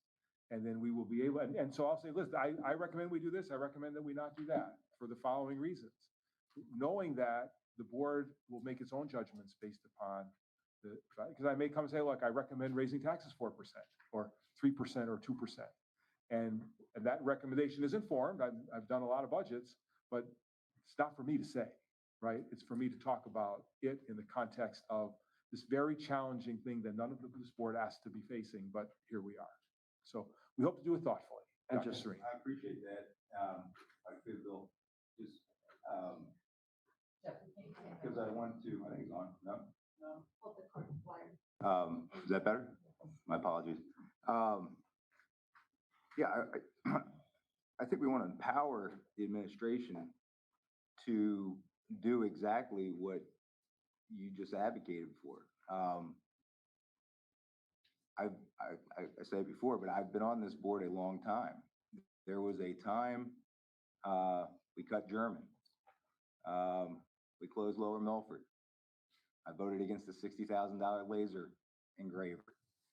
There was a time about 5 years ago, prior to that, that we, with a sharp pencil, went through the budget and tried to identify savings. And about 5 years ago is about when the budget committee I used to chair went away. And in my mind, under the last administration, some of that tightness was not there. And it's been my experience of a 15, 14 budgets that I've lived through, that this is exactly what you need to do. Now, I've heard comments from the, as I walked in, I don't know who all was commenting, but I certainly heard comments about proposed, and I guess we're hearing it from other board members, that on the road, that's something I have voted to remove in the past. And I'm okay saying that, not because that teacher isn't, I assume, a very good teacher, and not because that isn't a very good thing to have out there in the community, but because at times this district has run a deficit. And you have to look at, we talk about classroom size, that's where the rubber meets the road. Now, if you want to keep classroom sizes at 17, and if your budget costs are driven 75% by personnel, there's nowhere else to make savings other than through personnel. That's the reality of the situation. And we are currently running a $3 million deficit that projects to go higher over time with tax increases included. So for those who are fiscally conservative and concerned about taxes, what I would say to you is, and there have been no decisions made, but I want an administration to look at every possibility and return to us and say, this is what is out there to address the budget concerns. They basically have to be personnel. And here are the ones that will have the least impact on instruction.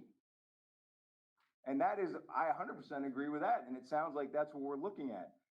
An administrator is pretty far from the classroom.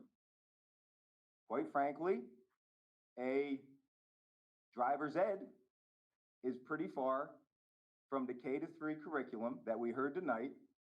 Is our greatest concern in this district to make sure those individuals that need a leg up get it. And so if it comes to me, whether we're going to hire an extra third grade teacher at the expense of potentially not having on the road instruction, to me, that's a no-brainer. And that's the way you have to look at it. Now, you can look at it and then say, because this is what I do. I'll make that unpopular vote. And then I'll be able to say, I'm not voting for a tax increase and not be a hypocrite. Now, you can sit up here and you can vote for all this wonderful stuff. And then also at the end of the budget say, hey, well, I don't want to cut taxes. Well, come on. One of two things have to happen. And what I would also say, looking at this budget, you will not be able to increase taxes enough without referendum to keep up with the budgets. So we are going to have to find savings in this district. I don't know exactly right now what those will be, nor does the superintendent.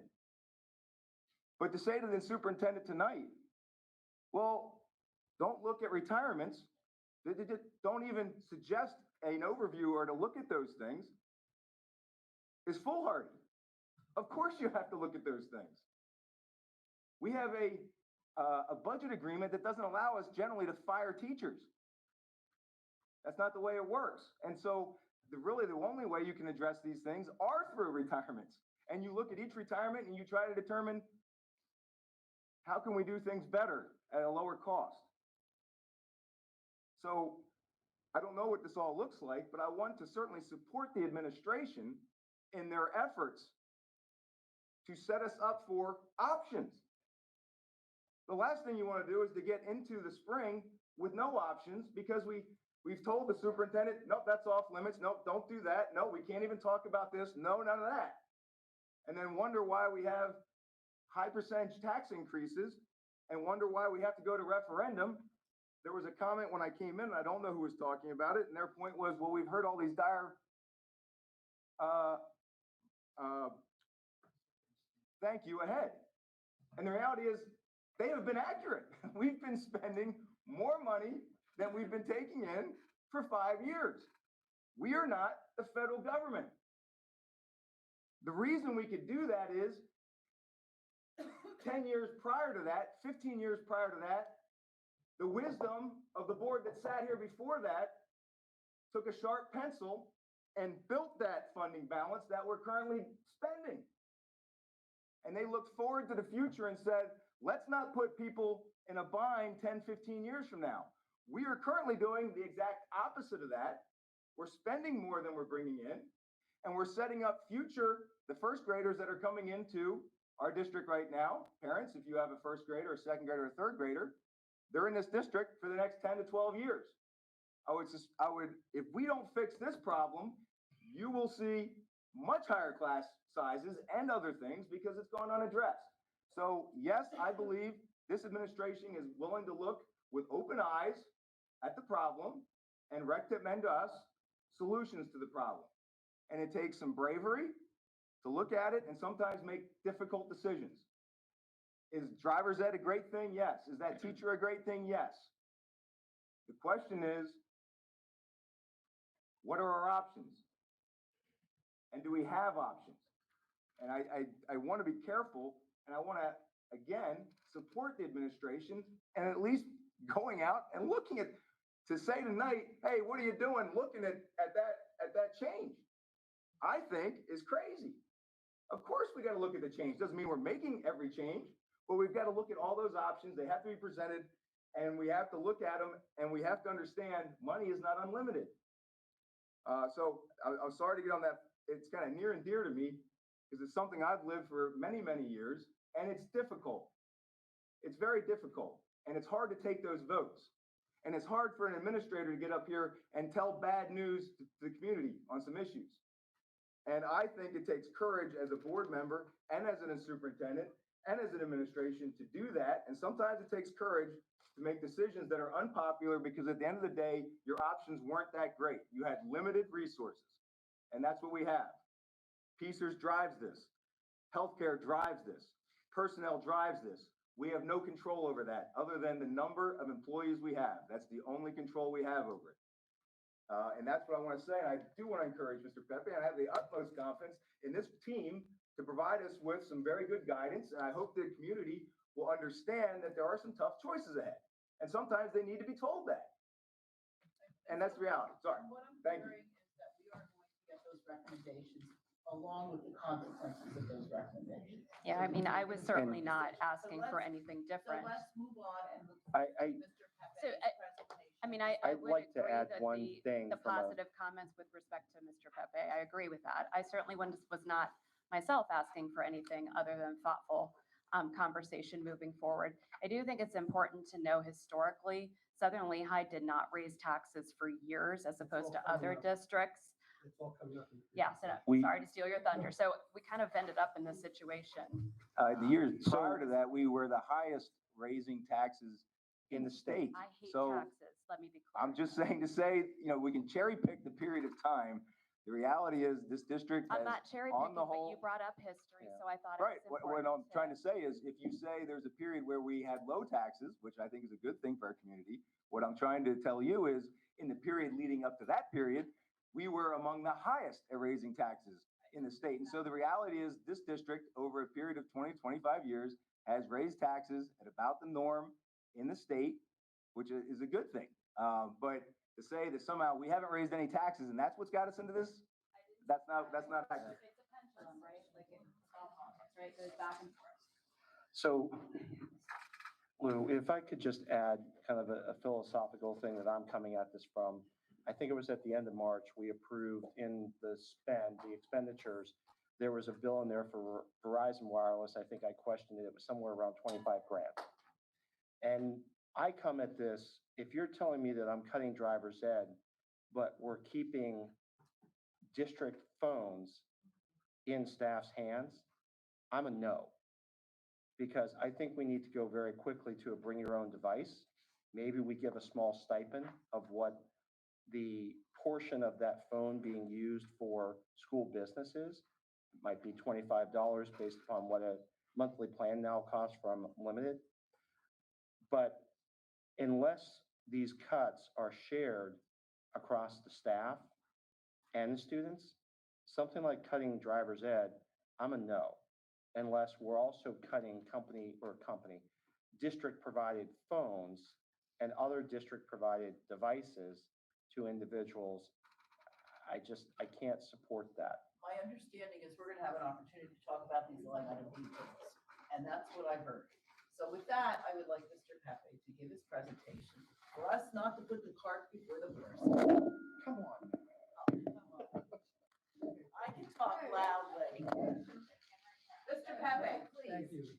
First of all, before I start, I have some good news.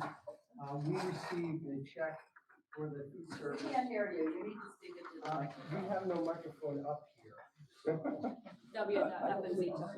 Speak like you're at a Giants game, Lou. I don't even think that's. Pretty quiet.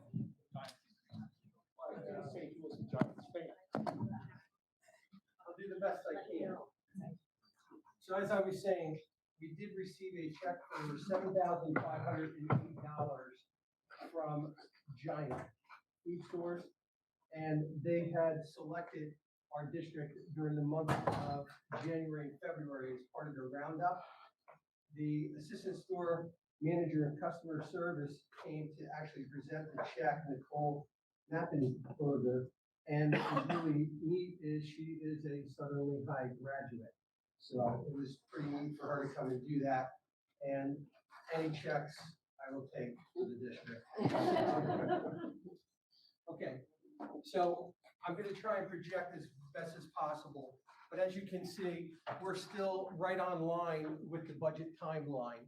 So we're in the April category right now. And as we have up here, the 22-23 proposed draft budget.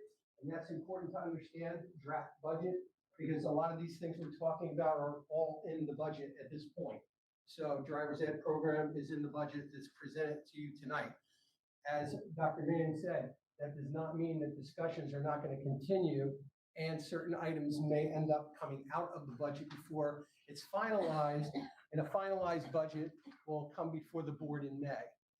As you can see, true to form, review of final staffing recommendations and 22-23 proposed draft budget. That kind of conversation is already taking place. And as an administrator with many, many years of experience in many districts, every time a position is vacated, it is our responsibility to do an analysis and review the need for whether or not we continue that or how it can be restructured. One of the things that happened prior to my arrival in the district, there were 2 supervisor positions that got put together in technology as one director. That's not something that only happens here. That kind of stuff happens in many districts. And that will have a material impact overall on where we end up going. So the first thing I wanted to do is I wanted to take some time to talk about the Act 1 Index real quick so that everybody understands how these numbers come about. The numbers are released from the Department of Ed, and the first top group in the yellow you see is the statewide average weekly wage. That's a composite of the change, which produces the 4.7% change. Then they look at the employment cost index, and those two numbers are together in an average of 2.1. Together, the 4.7, the 2.1, that's how they determine the base index of 3.4. So that is what we're up against this particular year. Now, I went and looked historically at how these indices have changed. And what you will see is there was relative stability between fiscal years 2018 and fiscal year 2022, according to these figures, because they're lags. They lag behind what's actually happening. So when you look at the 5-year average, 2.5%, 2.6%, and you can see the yellow band in the middle is the Act 1 Index, and it's running pretty solid between the 2.5, 2.4, 2.3, 2.6.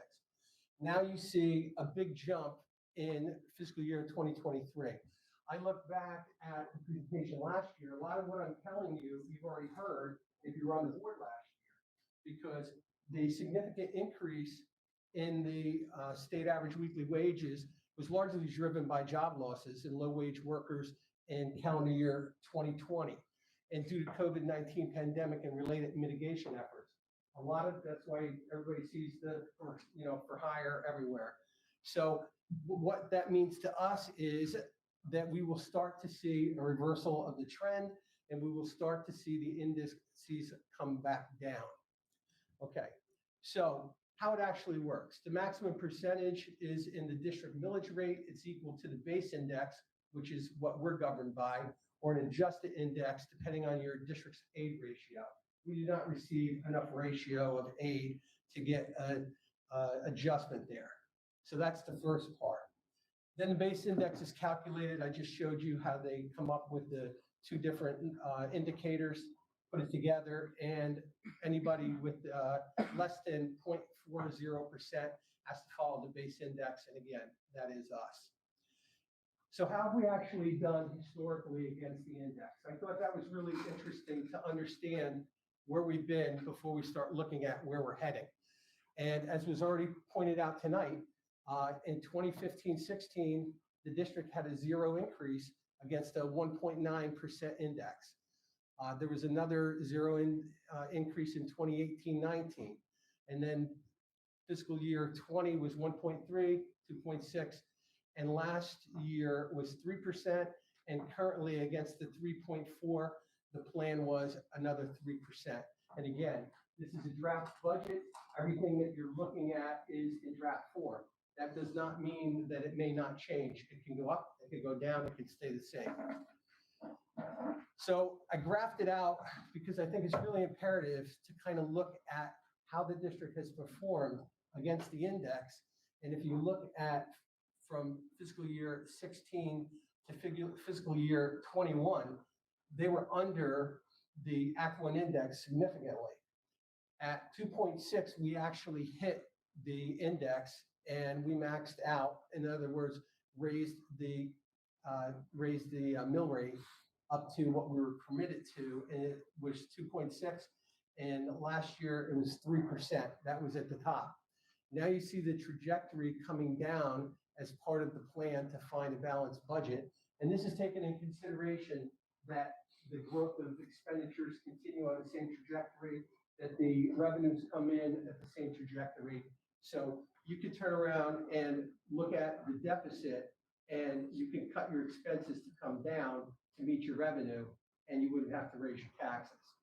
Okay? Or you say, I want to maintain all these programs that we're comfortable with, that we feel have value to who we are, and then we need to raise the mill rate to come up and be equal with our spend. So what's interesting as a data guy is just looking at the numbers and looking at the average. So when you look at a lot of volatility over time, I always come back to how have we performed on average. So in the 11-year average, the Act 1 index is 2.75. The district's budget change is 1.82, so it's still well below the index. And this was the only period at which we actually hit the top of the index. Now, moving forward, sometimes I get lost in data. I got too much data up here. I'm just tracking where are we currently on recognizing our revenues. And year to date, what's really important is the bottom line, is we're currently 83.6% of collections. Last year, same time, we were at 85.3. So we're relatively in good shape as far as our collections are concerned. And the last column is currently the draft budget all in at 70.6. So let's break it down. So in breaking down the budget, what I'm looking at is a couple of things. First, on the categorical spend, you have the revenue, which is divided over 3 areas: local, state, and federal. And that's at 70.7 mil. Then you look at the expenditures, and if left unchanged, the expenditures come down to 73.9, which puts you at a $3.2 million deficit. The revenue assumption is based on tax-based growth of 0.5%, tax increase 3%, and state and federal funding remaining flat. The expenditure assumptions, charter schools to be determined. That's one area that's very difficult to figure where we actually are going to end up. In the current year, it was projected budget 2.5, actual spend was 3.2 mil. In the budget at this point in the draft, I still have us coming down, but I have us coming down by 275,000. So these are some of the assumptions, and again, you guys started having the presentation already, and you're dead on. When you look up here at the wheel, what's driving the expenses are salaries, benefits. That makes up 70% of the overall budget. Debt service starts to round it out. Other ed, 9%. I can't see how much bubble operations is 9%. And let me just see if I can catch up.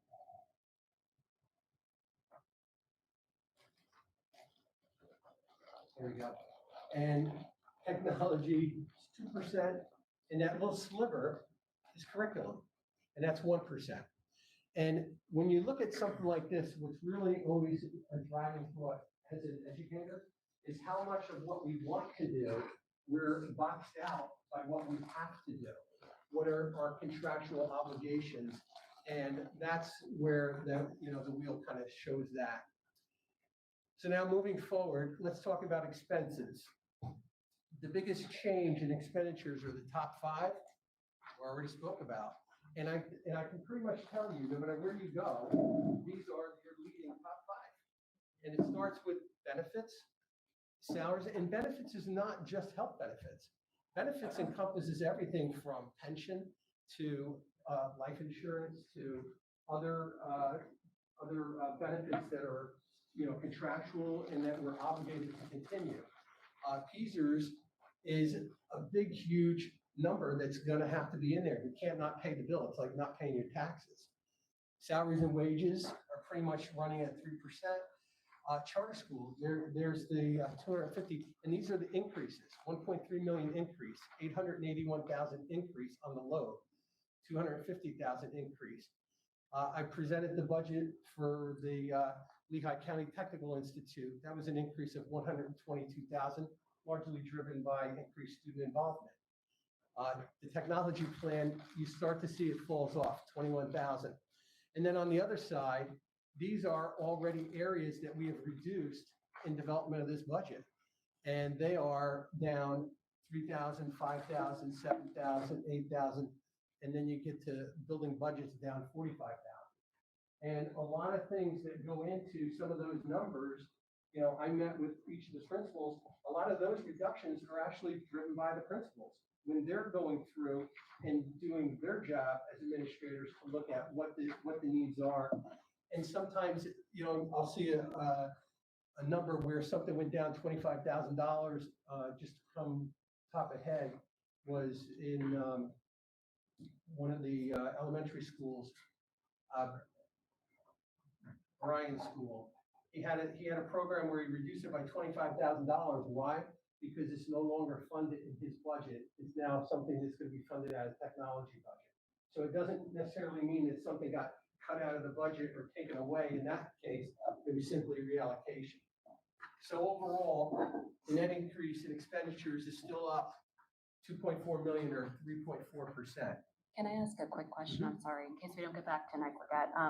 Charter schools, we've Correct. talked, I think Mr. Lysa had asked previously as whether or not we were starting to make efforts with respect to retrieving those students, like getting that revenue back, essentially. Have any? Yeah, answer? and I know you've been. honestly, that part I don't know, but I do know there was a presentation made, I think before I came, about the benefits of our programs versus charter school programs. Outside of that, I don't know. I think more should be done. Yeah, I mean, I don't know if you contacted families, see whether, maybe they switched because of COVID, maybe now they would come back. I think the first step in that would be to just look at the historical numbers past, 10 years to see what the charter school reductions in our budget are due to payouts compared to where we are now, what that trend is, how much it's gone up, and then how much it may go down. I think that would be the better starting point. Yeah. It's one of the top 5 increases, so that's why I'm, And I think that's a great point, and I think that's something that we can certainly consider, because I think there's things that should be done. I mean, why not come here when you have a great education and a great quality district? So, and I think a lot of that was driven also by COVID and closing of the school. So these are other continuing factors, and it's right up there. It's the first one up there. Is factors impacting the overall budget. Certainly charter school tuition. The next one is the Health Benefit Consortium, Highmark, 12% renewal this year. Again, if you look specifically, the fund performed very well. They just had a rough year last year. This year, a lot of that is lagging claims from COVID. Continuing tax appeals, we don't see a lot out there right now, but the ones that we do have are substantial. PSERS, we already talked about, 76% of the employer pension contribution rate is payment for the unfunded liability.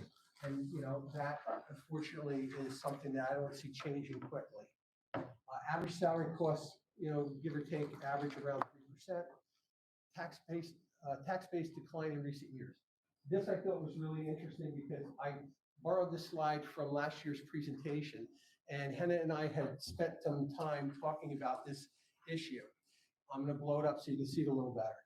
If you look at the growth rate versus the projected growth rate, you'll see that it was starting to stall out in 1920. It was down to 1.2, projected at 1.8, and 2021 was actually negative compared to the anticipated 2.25%.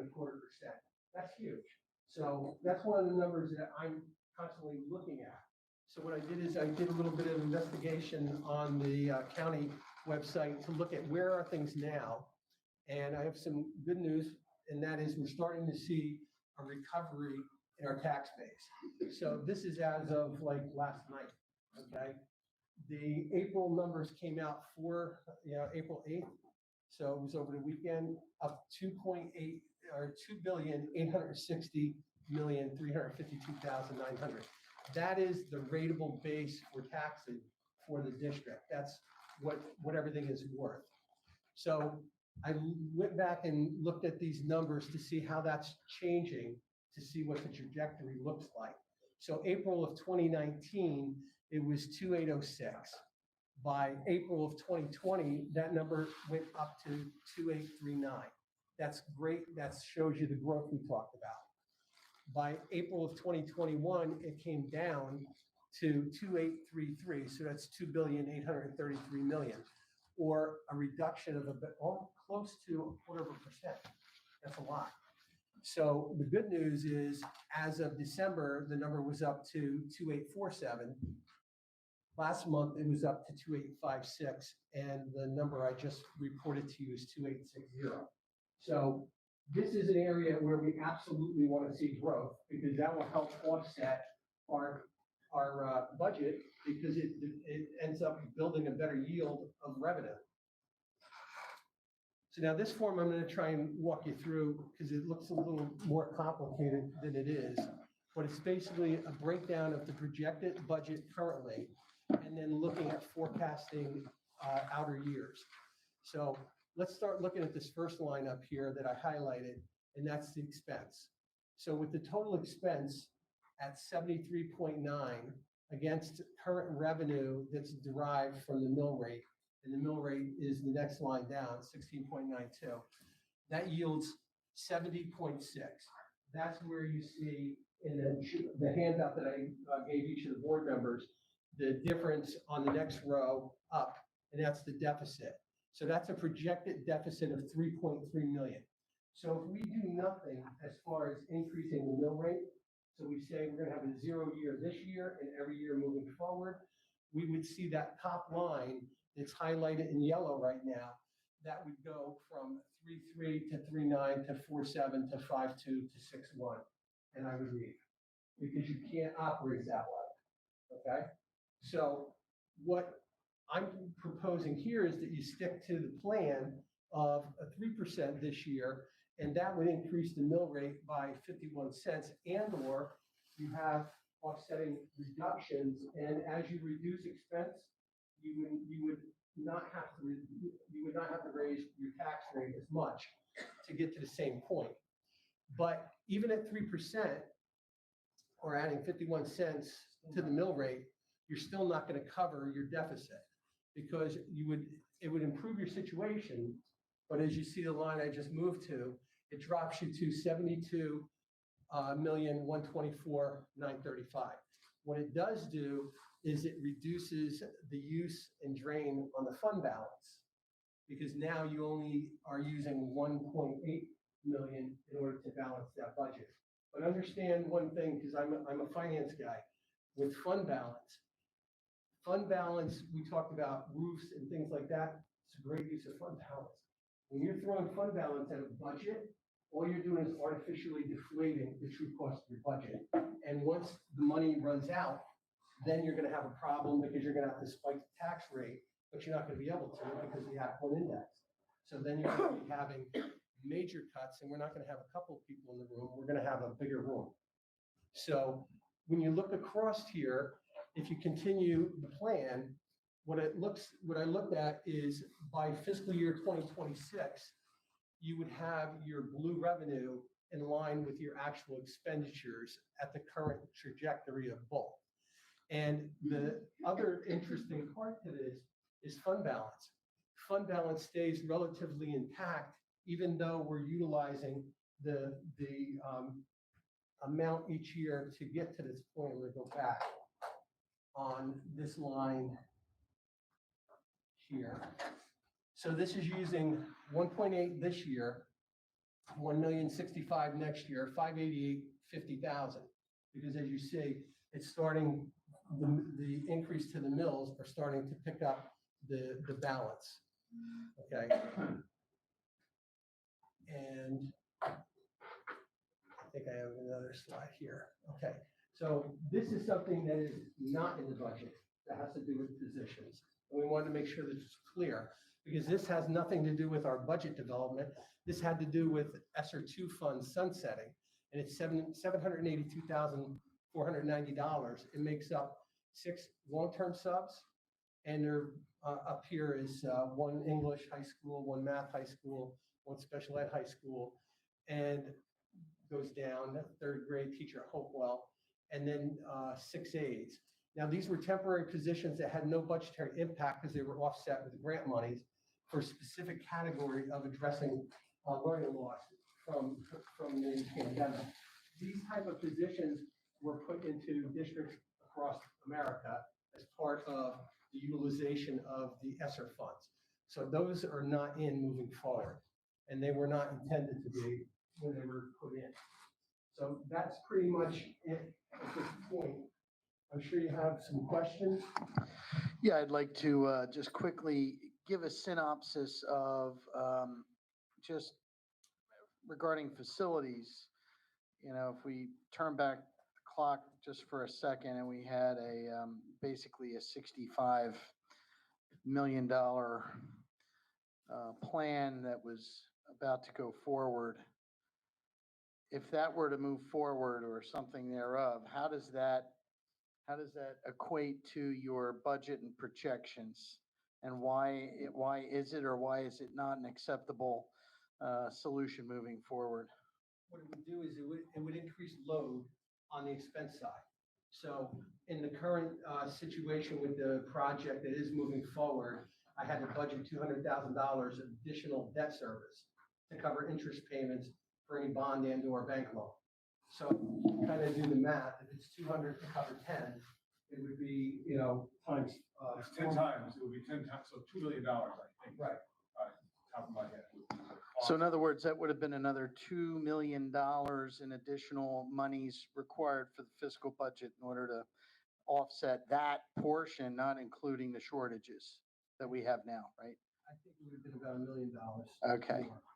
But the tax base would have been bigger back then as well. And again, The shrinking tax base. That's only this year, because that's just the interest. In the following year would be a bigger issue, because now you would have interest and principal. Okay, and to your point, Ms. Gavin, yes, the way bonds are structured, we can turn around and look at, we are going to be debt-free in 9 years if nothing changes and we issue no more debt. However, if you're going to issue a bond for a 15-year or a 20-year, you would spread those payments out into the future and hopefully, not have such an impact in the current year or the next year. But the reality is, no matter how you structure it, it's still going to add load. Yeah. And you're going to, you have to watch too, that you don't have a time bomb in the future. Oh, yeah, I was comparing, I think Mr. Mo was trying to explain why that it would be foolhardy at this point to take on a $60 million building project. And I completely agree that part of the things that have changed and why that is indeed what the board decided not to proceed with that size of a project is that in addition to many other factors, the tax base, as we saw, shrank as a result of the economic impact that we've all been going through over these past few years.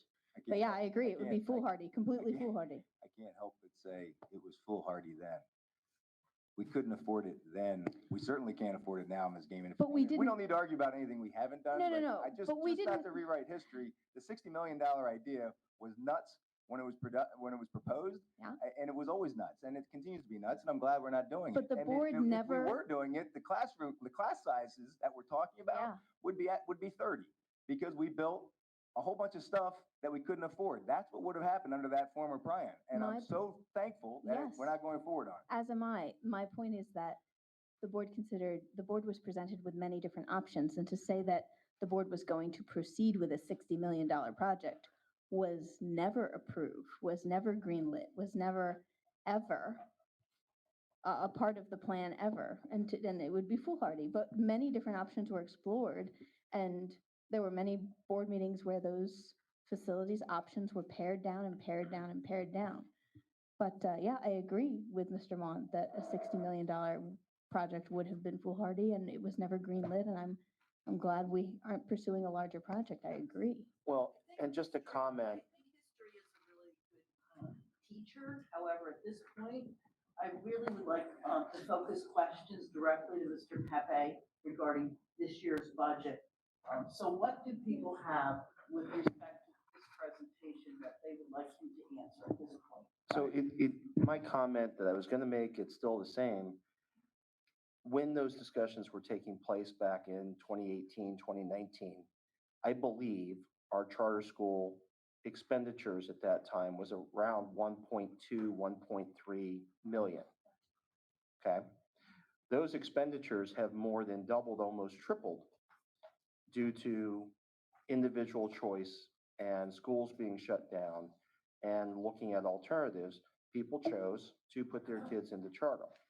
Unless we somehow proactively recruit people back, that expenditure is going to continue. It is not going to go down. It's going to increase, because either more people will choose or the cost of charter school will continue to go up. And we need to get that under control. So some type of a communication and re-recruitment that was begun, but really hasn't, I would judge by the numbers, has not been very successful at this point. And perhaps if we're looking forward to a fall where it is more of the traditional in-building education, and we know that that's what it's going to be, maybe we'll see some people coming back anyhow because they would prefer that. But I still think we can't leave it to chance. I think we need to put some type of a communication forward and very actively showcase the benefits of in-person, but also highly showcase the benefits of our cyber option versus other cyber options that people may be choosing. Now, the in-person charter schools, for a variety of reasons, I don't think we're going to re-recruit those people. But if you're looking at cyber, well, look at the alternative of the Southern Lehigh provided cyber versus what you may be getting out of a, less regimented, less quality product, let's say. What is the percentage of cyber versus in-person charter? Do you know offhand, roughly?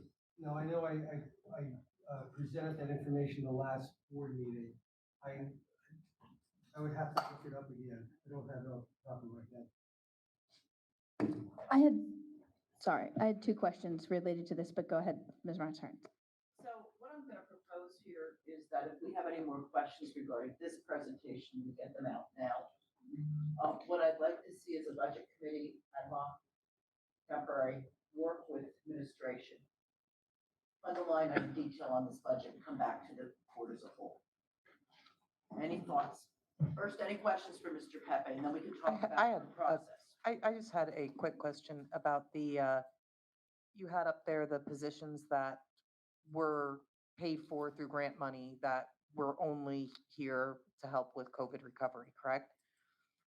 So with not filling those positions, do things just go back to the same way that they were before the pandemic? Or is the loss of all of that staff going to hurt the schools very badly? Well, it's when we have, when you take 12 people out of a system, those 12 people are contributing. So there's no question that we will not be as well off. For instance, there's a high school English teacher who I understand is doing a great job, as are all of those individuals. We are preserving for additional year of social worker because we think that that's a critical piece. But I would never be here to say that the loss of 12 individuals who are working every day to support student needs doesn't have an impact. Well, I guess they were here and they were lightening the load of what needed to be done to help get kids back to where they need to be, correct? That was the idea. So the only negative impact on the staff would be basically going back to the way it was before you had that relief. Exactly, right. And it was always sold. This is short-term money. It expires. We cannot establish recurring expenses for non-recurring revenue. So that was the deal, so to speak, in Southern Lehigh, and that was the deal every place. And everyone was cautioned, and I'm sure that was true here. Do not hire permanent people for a funding stream that ends in 2 years. So this was always anticipated, not only in Southern Lehigh, but pretty much everywhere. And none of their money was in our budget. That was all grant money that's not there anymore. That is correct. That is correct. So it was, we budgeted the revenue and we budgeted the expense, matched them up. When the revenue stops, so does the expense, which is the loss of these dedicated people. I had two questions. One was with regard to charter school. Would it be possible, and I'd suggest, could we survey those individuals who are currently residents of our schools but chose charter schools and ask them, perhaps in a way that would grant them anonymity if they so chose, why they choose charter schools, so that instead of speculating about why they chose and why they continue to choose charter schools, could we survey that population in an anonymous way so they feel safe to tell, and open to say why they chose that and why they are or are not choosing to come back? Because that way, an educated, how can we market and appeal and also address the needs that people are seeking to be met elsewhere? Is that a possibility? Is a general question in this process. And then I realize you probably can't answer that tonight. That sounds like a great idea, but I don't think that's going to solve our problem in the next. No. It should, but it's looking forward. Strategy for administration, I think, to consider going forward. Yeah. Thanks for the And then my other question was with regard to sources of revenue for the district. Alternate or unique or unorthodox, I guess, sources of revenue other than tax streams, local, federal, and state. Well, we don't really get much federal. But for instance, services the district could provide or be services the district could become a specialist in education. I know different IUs and different districts become specialists in printing and mailing and technology and training bus drivers and then charging other entities for that specialist services and producing a revenue stream. I know, for instance, the IU does that. I've heard of other districts being successful in that here and there. Is that a possibility for Southern Lehigh? I don't know it is, but also our food services. Yeah. Yeah. Okay. Other states have had services commissions. They are more structured like a business, not public. Yeah. I remember hearing, I know what you're saying. Yeah. I don't think that's going to really happen. I don't think we're going to be able to generate revenue streams like the IU would be able to do. Sure. That's why they're set up as they are.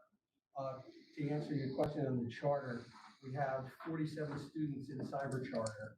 We have 7 cyber charters against 20 total, so it's about 35% are cyber. That makes sense about IUs being set up that way. I recall attending some sort of PSBA type of school board education about some districts in Pennsylvania, few and far between, trying to pursue that, although IUs are uniquely situated. So that's just why I mention it. I absolutely understand it's not a common thing, but is there possible? Set up like a school store, or they'll start, producing, items that they can sell or market, but it doesn't really move the needle that we're talking about tonight as far as revenue. Yeah. And what about food services in a year where, my other question was, in a year where the federal government is subsidizing lunches, every lunch that we sell it is in essence free money in our pocket. How is our food service as a revenue stream? This year it's not hemorrhaging, because of the SSO option, that has really rescued the food service. And is there a way to turn that into? Once the funding goes away, I think we're gonna find that we're back to where we were prior to Right. COVID. I know we were looking at that before. Well, and yeah, I don't mean to interrupt this, No, I'm but sorry. these are, we have to look at a long multi-year plan. And and this is where, and I'm going to say this, and it will be put out on social media and it will cause a stir, but that's okay because we have to have these open discussions in that as we move forward, one of the things the board is going to have to consider, not adopt, but is privatizing some of our services. Not because we don't have great people working, but because we pay close to 35% pension tax on every employee that we have here. That does not occur if we have privatized people. That means that people stop working for this district and work for somebody else. Again, not saying we're going to do that, but if we're asking questions, those are the hard questions that many districts have actually, moved forward on, but it's wrenching. We're saying we could increase and save a lot of money and generate some revenue in our food service department, but the way to get there would be unacceptable to many in the community. So while we're not doing that this year, that's a conversation that we're going to have. And I'm sure tomorrow, everyone will be saying we're cutting and eliminating all these jobs. It's not true, but we're not going to be impaired from discussing that in public and working it through. But given, being able to do only so much in a certain given time, that's not on our agenda for this year. And again, coming back to our responsibility as administrators to look at cost benefit analysis and everything. And it's not always to get down to the bottom dollar. It could be improvement of a plan and at the same time, stop putting a situation where you have to take money out of your general fund to subsidize your food service. Because again, going back to dollars in the classroom, that should be our top priority. And at the same time, looking at what is our nutritional policy, what are some of the nutritional benefits or advantageous opportunities where if you have someone who specializes in that, they can bring to the district and you start increasing your percentage of students participating. And that drives your sales. So it's not always low cost, try to get bargain basement meal. That's not what that kind of an option turns into. It's a matter of trying to look at what is the best way to move forward and explore what makes sense. Okay? And those kind of conversations, we have with people like the food service director, who used to work for a private company at one point. So it's not, certainly, as Dr. Mann said, it's not happening this year, it's not in place for it next year, but it's certainly something that we have to look at in discussion. So to put a bow on this before Ms. Reinhardt wants to move forward, we basically have, as you outlined, we have the tax side of balancing the budget. We also have the cost-cutting side of the budget. You proposed in different ways how that could be done. It may in fact be a combination thereof, depending on the cost-benefit analysis of all of this, with the primary goal of education for quality for students. Is that? That's pretty accurate. I still had a question. I just want to make sure that I'm understanding how you're doing this, Mr. Pepe. Because I think you brought, and I love you, but I think you brought a little bit of a New Jersey sales tactic here tonight. Okay. It's good to get ready for this. We talked about this before. I knew this was coming, but go ahead. Well, I have never, during my time here at Southern Lehigh, seen a presentation where our tax rate over time was compared to our Act One index, in that it appeared to me that we were being sold the idea that over time we had not, other than the 2 years you pointed out, hit our Act One index, as if, at least from my point of view, that were a good thing. Yeah. No, right. So, and I'm mostly joking with you, Mr. Pepe. But my only point in saying that is,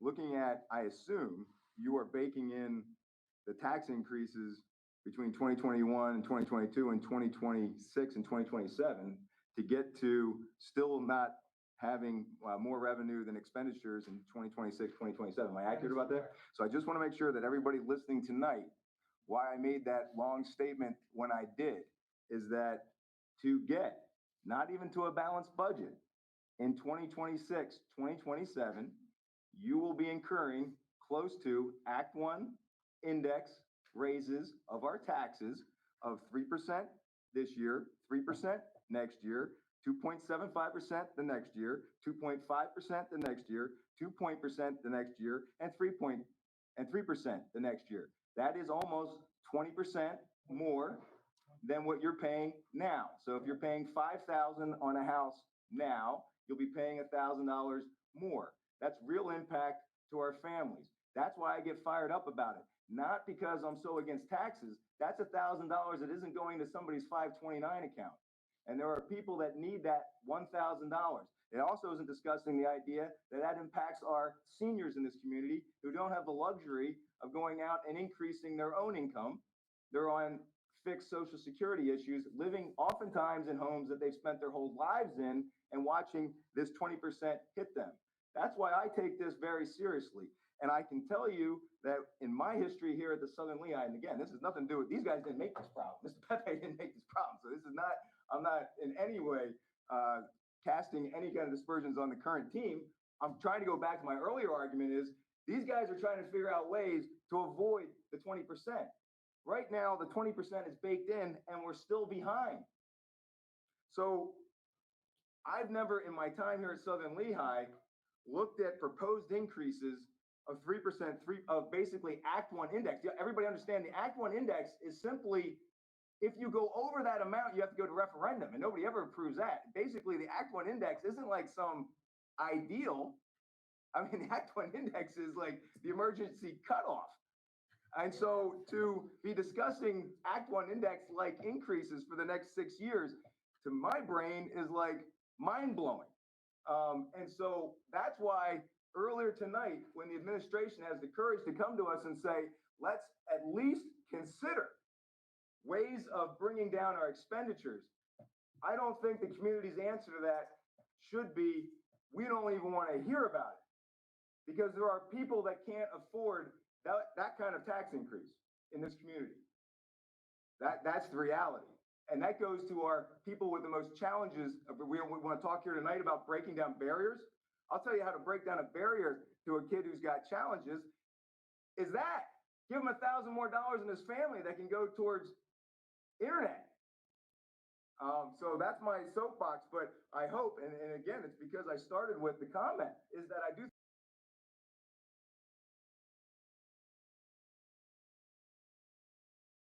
think Mr. Pepe's New Jersey, why people leave New Jersey is because they had 20% over 6 years. So that's my 2 cents on that. I think we can do better. I think we're going to do better. And I want to encourage. And the reality is that causes tough choices. And that's what we'll find out from this board and this administration, whether we're up to the task of making tough choices. There's not going to be a good choice here. When you're looking at that kind of tax increase, when you're looking at what drives that is PCERs and personnel issues that we don't have control over. So the reality is it's a tough environment. It's a really tough environment, and there are no easy answers. And I love our teachers, and we just talked about the Easters tonight. You know, Dr. Mahan's right. Those are good people. I mean, that was kind of glossed over. Those are 12 people that are not coming back because it was unfunded, you know? And so these are real issues. And all I'm saying is as we go, I'm thankful that we have a team that's got their eyes open to it, and they're going to come in here and present you with the facts so we understand at least what we're facing, and we're not glossing over some real problems. And I'm also thankful we didn't approve a $60 million building project. And I'll just stop about that, but that would have been in itself completely catastrophic. Thank you. Thank you for the budget presentation. I think it was very good. And I want to add to Mr. Dimick. I said before, and I suspected this would come up and I'm glad it did. When I said, look, we haven't cut much, the dry red program's in there. There is a 3% tax increase in here. All right. And I want to also commend our previous business administrator, Mrs. Shaw, because a lot of these projections should not be news to the board. And in those workings, 3% was mentioned, right? So my initial inclination is start at zero cuts. The gap would be far bigger, and our work would be far harder. But there already is in here a tax increase of 3%. And so that makes the discussion of expenses a bit more urgent than if it was not in. And I hesitated to say, okay, to put it in, and would not have were it not for the fact that this was part of a comprehensive discussion that had taken place before. And so it does. And the other thing I will say, it's been said that, well, we've seen this a lot before, and we've never really had this pan out. Well, we look at the audit reports, and we're spending more than we're earning. And I will tell you, Mr. Pepe and I did our own independent analysis, and we sat down together, and we revealed the number that we thought it was, and we were both almost to the penny in the mid $3 million. And so maybe we're wrong. Maybe this is just kind of conjured up. But I'm sitting here saying that we have a real problem that we have to address, and we're at it. We're going for it, but it's going to be hard, and we're ready for it.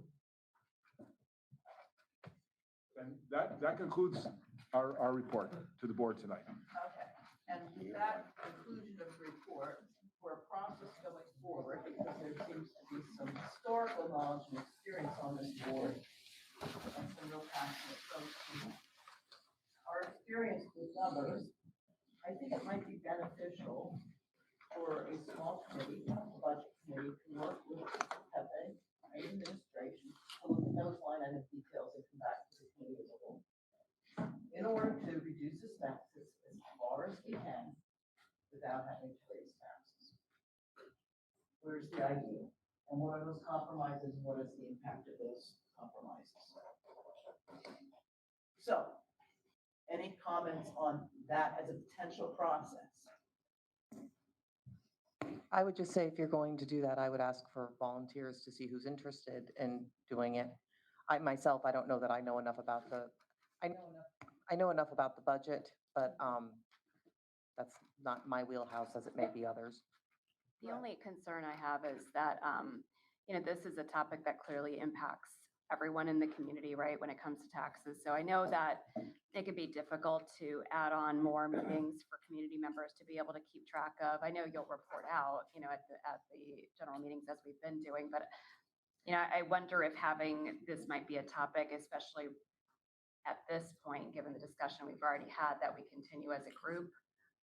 I'm just concerned about time. I know, I believe, I love It's a lot of efficiency. detail work, and we do need to trust the administration to do their jobs that they're paid for, and I think they're doing an exceptional Right, job. so that's why I think, But on the community side, I think we have a lot of detailed questions.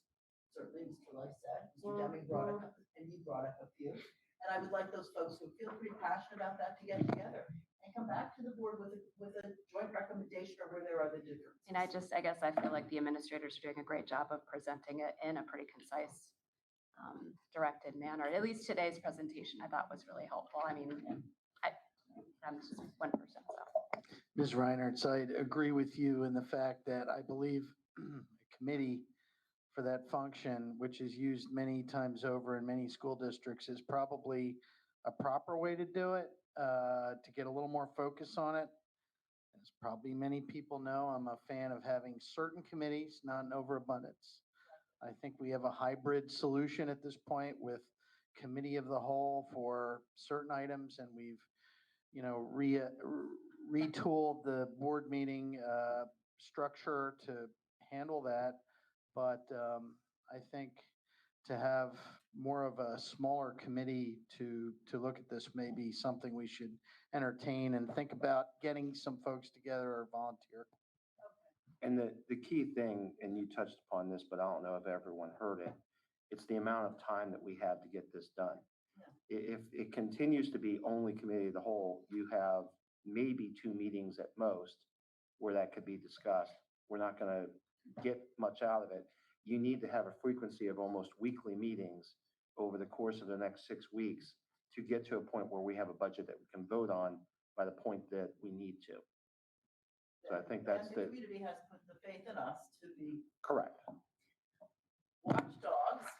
MJ, And to get involved in a little bit more detail in terms of understanding and explaining, not through general gossip that happens on social media. And that is my concern. So how about if we do this? If you're interested in serving on this committee, email me by, what is today? Tuesday?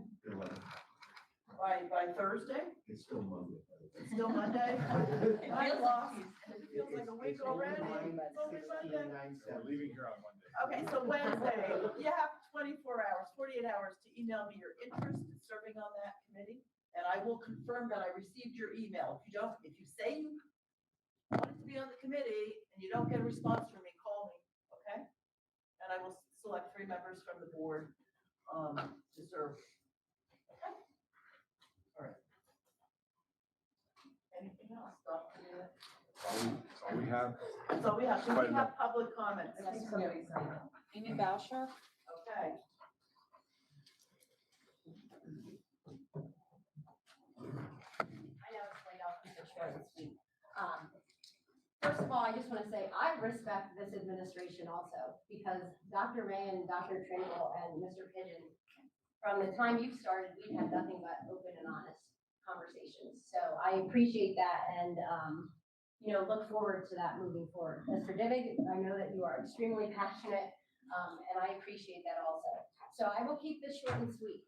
I'm really passionate too, because I'm a teacher in this district, and I'm a parent in this district, and I value that we do what's in the best interest of students. So if you tonight, as the board, are telling me that things are not set in stone and nothing has been finalized, and you are considering it, then I will take your word for it. That is not the impression that was given to us about certain programs and the replacement of teachers in this district. So that is why I spoke tonight. If you as the board are saying that those things are not set in stone and that you will take what's in the best interest of students and put that first, then I will respect your opinion and I look forward to seeing how you plan out your budget. Just want to share that. Thank you.